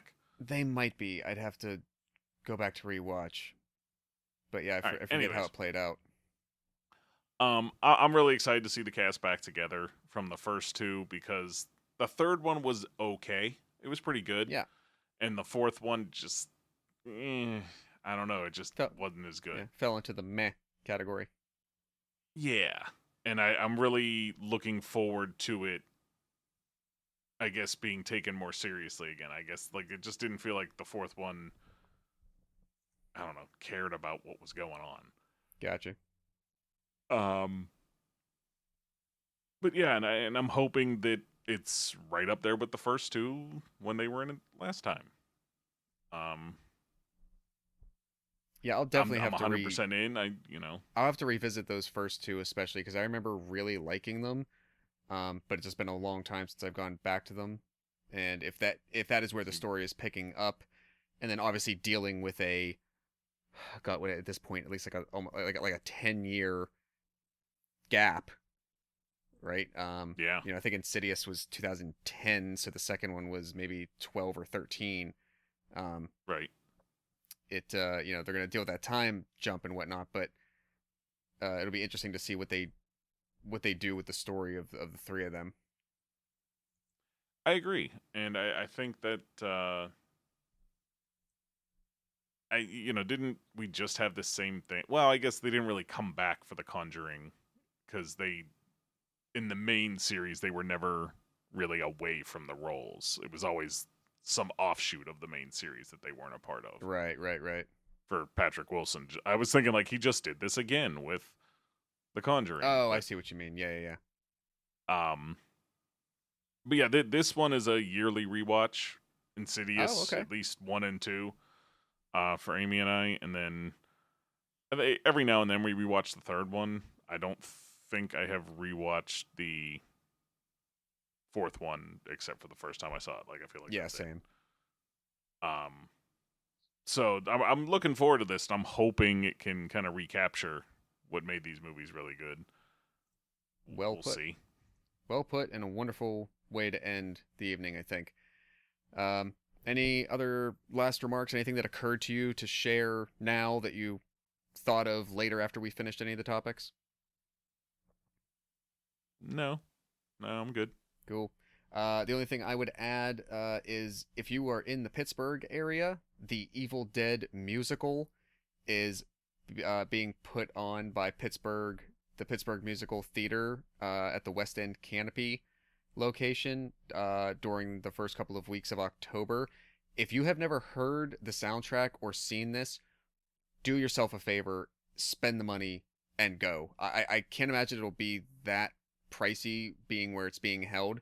The first time I saw Evil Dead the Musical was in Greensburg at like regional theater in a way, and then I saw it again years later at the Benedum. And I mean, obviously, like the difference in budgets and stage capabilities was immense, but the one that I saw in Greensburg was just so amazing and charming. I had no idea what to expect. It's so fun, so silly, and just so over the top. It's amazing. I'm telling you, find the info, culturaldistrict.org. Find Evil Dead the Musical playing on the West End in Pittsburgh during the month of October, and you will not be disappointed. And with that, I will leave it to Brian to kick back in and give you his typical closing spiel. Thank you guys again. One more year down. Thanks for coming along for the ride for us. Maybe we'll try to check in the spring again if we can get that to work. Last time that was the episode that we lost, but maybe we'll see how things go, and we'll give you a check-in on what we've seen, any recommendations, and if there's any changes to some of the projects we've talked about. If there's delays, if there's anything that goes on, we'll give you the info. Mike, thanks as always for doing this, man. I really enjoy us getting together to go through the list every year. Me too. Having the ability to talk about horror with a friend is great, and being able to share it with any potential listeners out there and let you guys know what's coming up, that's a lot of fun. It's a good change of pace because Brian doesn't let us talk about horror. Well, mostly because he has nothing to contribute, but he also I feel he doesn't want to feel pressured, like peer pressured into viewing content that he doesn't particularly like in an effort to be able to participate. That's fair. So that's why it just kind of keeps us at arm's length. But no, yeah, he's honestly, lying. He doesn't tell you about the whip and the things that Brian like. Yeah, it's an actual whip. It hurts. It sucks. But there's a horror story to be wrote about what he does to us when we try to talk about horror. I'll tell you that. Oh, you don't want to see the marks. Or maybe you do, and if so, email BryGuy and his superfriends at gmail.com. I'll let Brian do that. go Actually, yes, do that. I'll let Brian close it out and give you guys the typical spiel. Again, thank you. And I'll at least say for us, we'll talk to you about this next year, if not sooner. Thanks again, and good night. Later. Yep. That's right, fellas. I like to whip it and whip it good. Do. That's, little Devo for anybody? No? Nothing? I really, if you were probably born in the 90s, that's probably over your head, but, whatever. Anyway, so I'm back for, as Josh said, the normal spiel at the end of the episode. I would tease what we're doing next. I really don't know. I honestly have not thought that far ahead. We've got some stuff in the air. We are, at this point, probably due to record another Never Seen That for the Mission Impossible series for Ian and Andy. So we'd have Mission Impossible 2 up next, which is probably something we have to record in September if we're still doing the every 2 months type of thing. So sometime in September, hopefully we can get that out. I don't know whether that'll be the next one or by the end of the month, something like that. D23 is going on this weekend. I know there's been announcements, trailers, that kind of thing. I don't know if we can streamline some of that stuff and try to narrow down what our focus could be.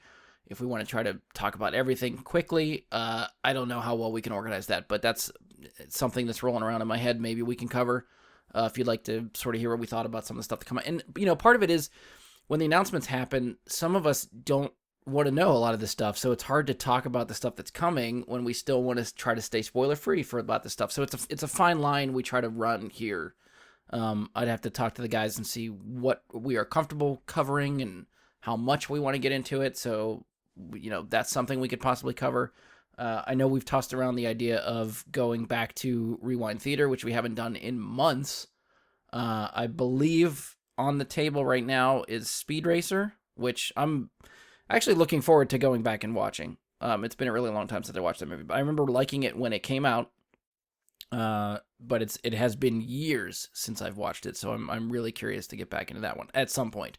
Again, I don't know whether that's going to be next or not. So keep an eye out whenever we post the next episode. I will try to let you guys know. Well, you'll know when the episode drops, I guess, what we're doing. I don't know if I'll know enough ahead of time to tease what we're doing. But either way, so that's it for this episode. If you've enjoyed, please support us. Leave a 5-star rating and review. Give us a share on social media. Be sure to follow or subscribe to the show to keep up with us. We're on Spotify, iTunes, Google, Anchor, Stitcher, Amazon. Hopefully anywhere you're listening to podcasts, you can find us. You can check us out on Facebook. Go to facebook.com/BryGuySuperFriends. You can send us questions, comments, topic suggestions, any of that stuff there. So, if there's anything you want to hear out of that tease, those 3, I guess let us know. We'll see if maybe we can shuffle some stuff around and make one of those work. And as Josh said, feel free to email me at bryguysuperfriends@gmail.com if you want to hear about how I whip it and whip it good. Hit us up on Twitter at BGSuperFriends, that I will see and respond to. If you would like to follow me on Twitch, I am at Jedi Bry Guy, Jedi with an I, Bry with a Y. If we ever decide to do a live recording show, we usually do it there. We teased the last episode for our video game backlog.